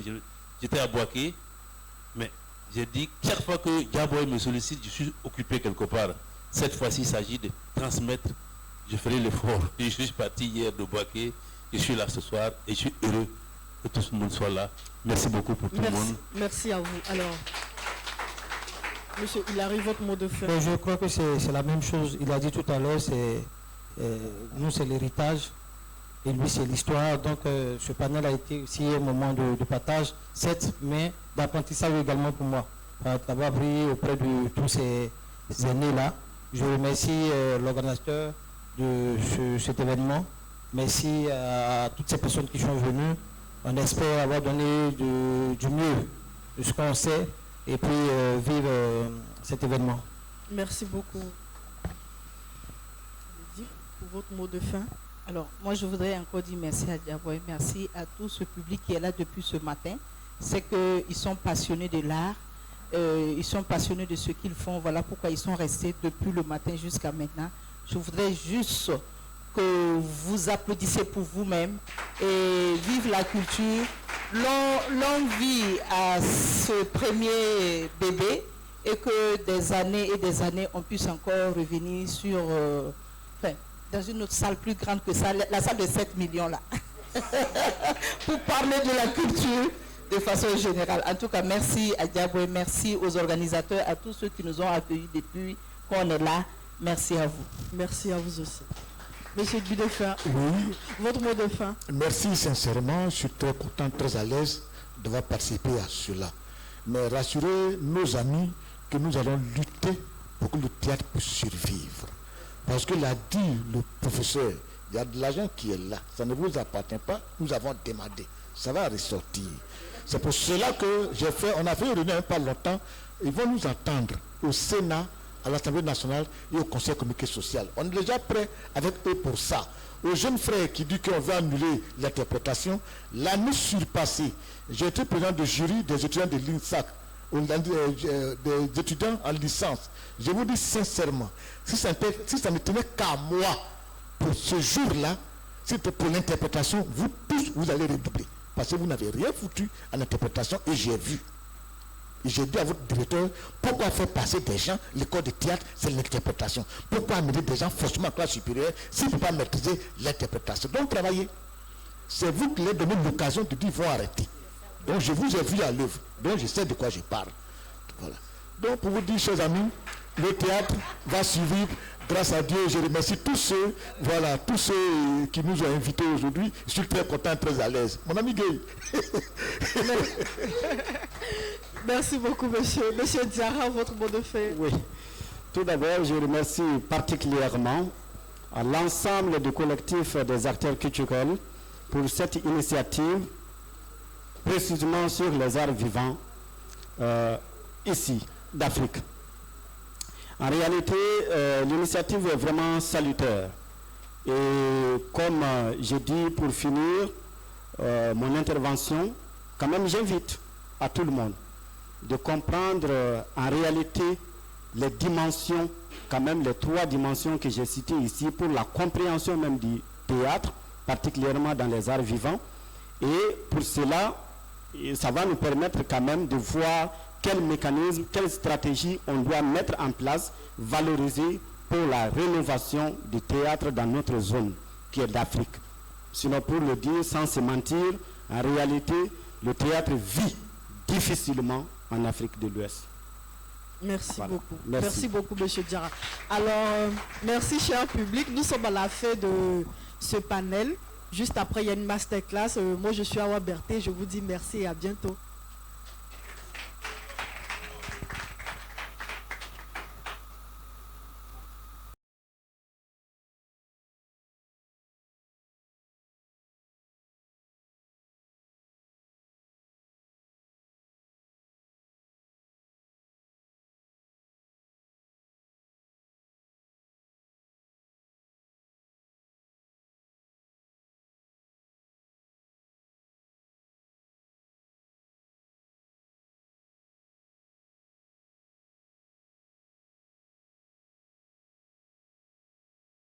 L'ambassade de France en Côte d'Ivoire et l'INSAC organisent la première édition du FAVA, Forum des Arts Vivants d'Afrique.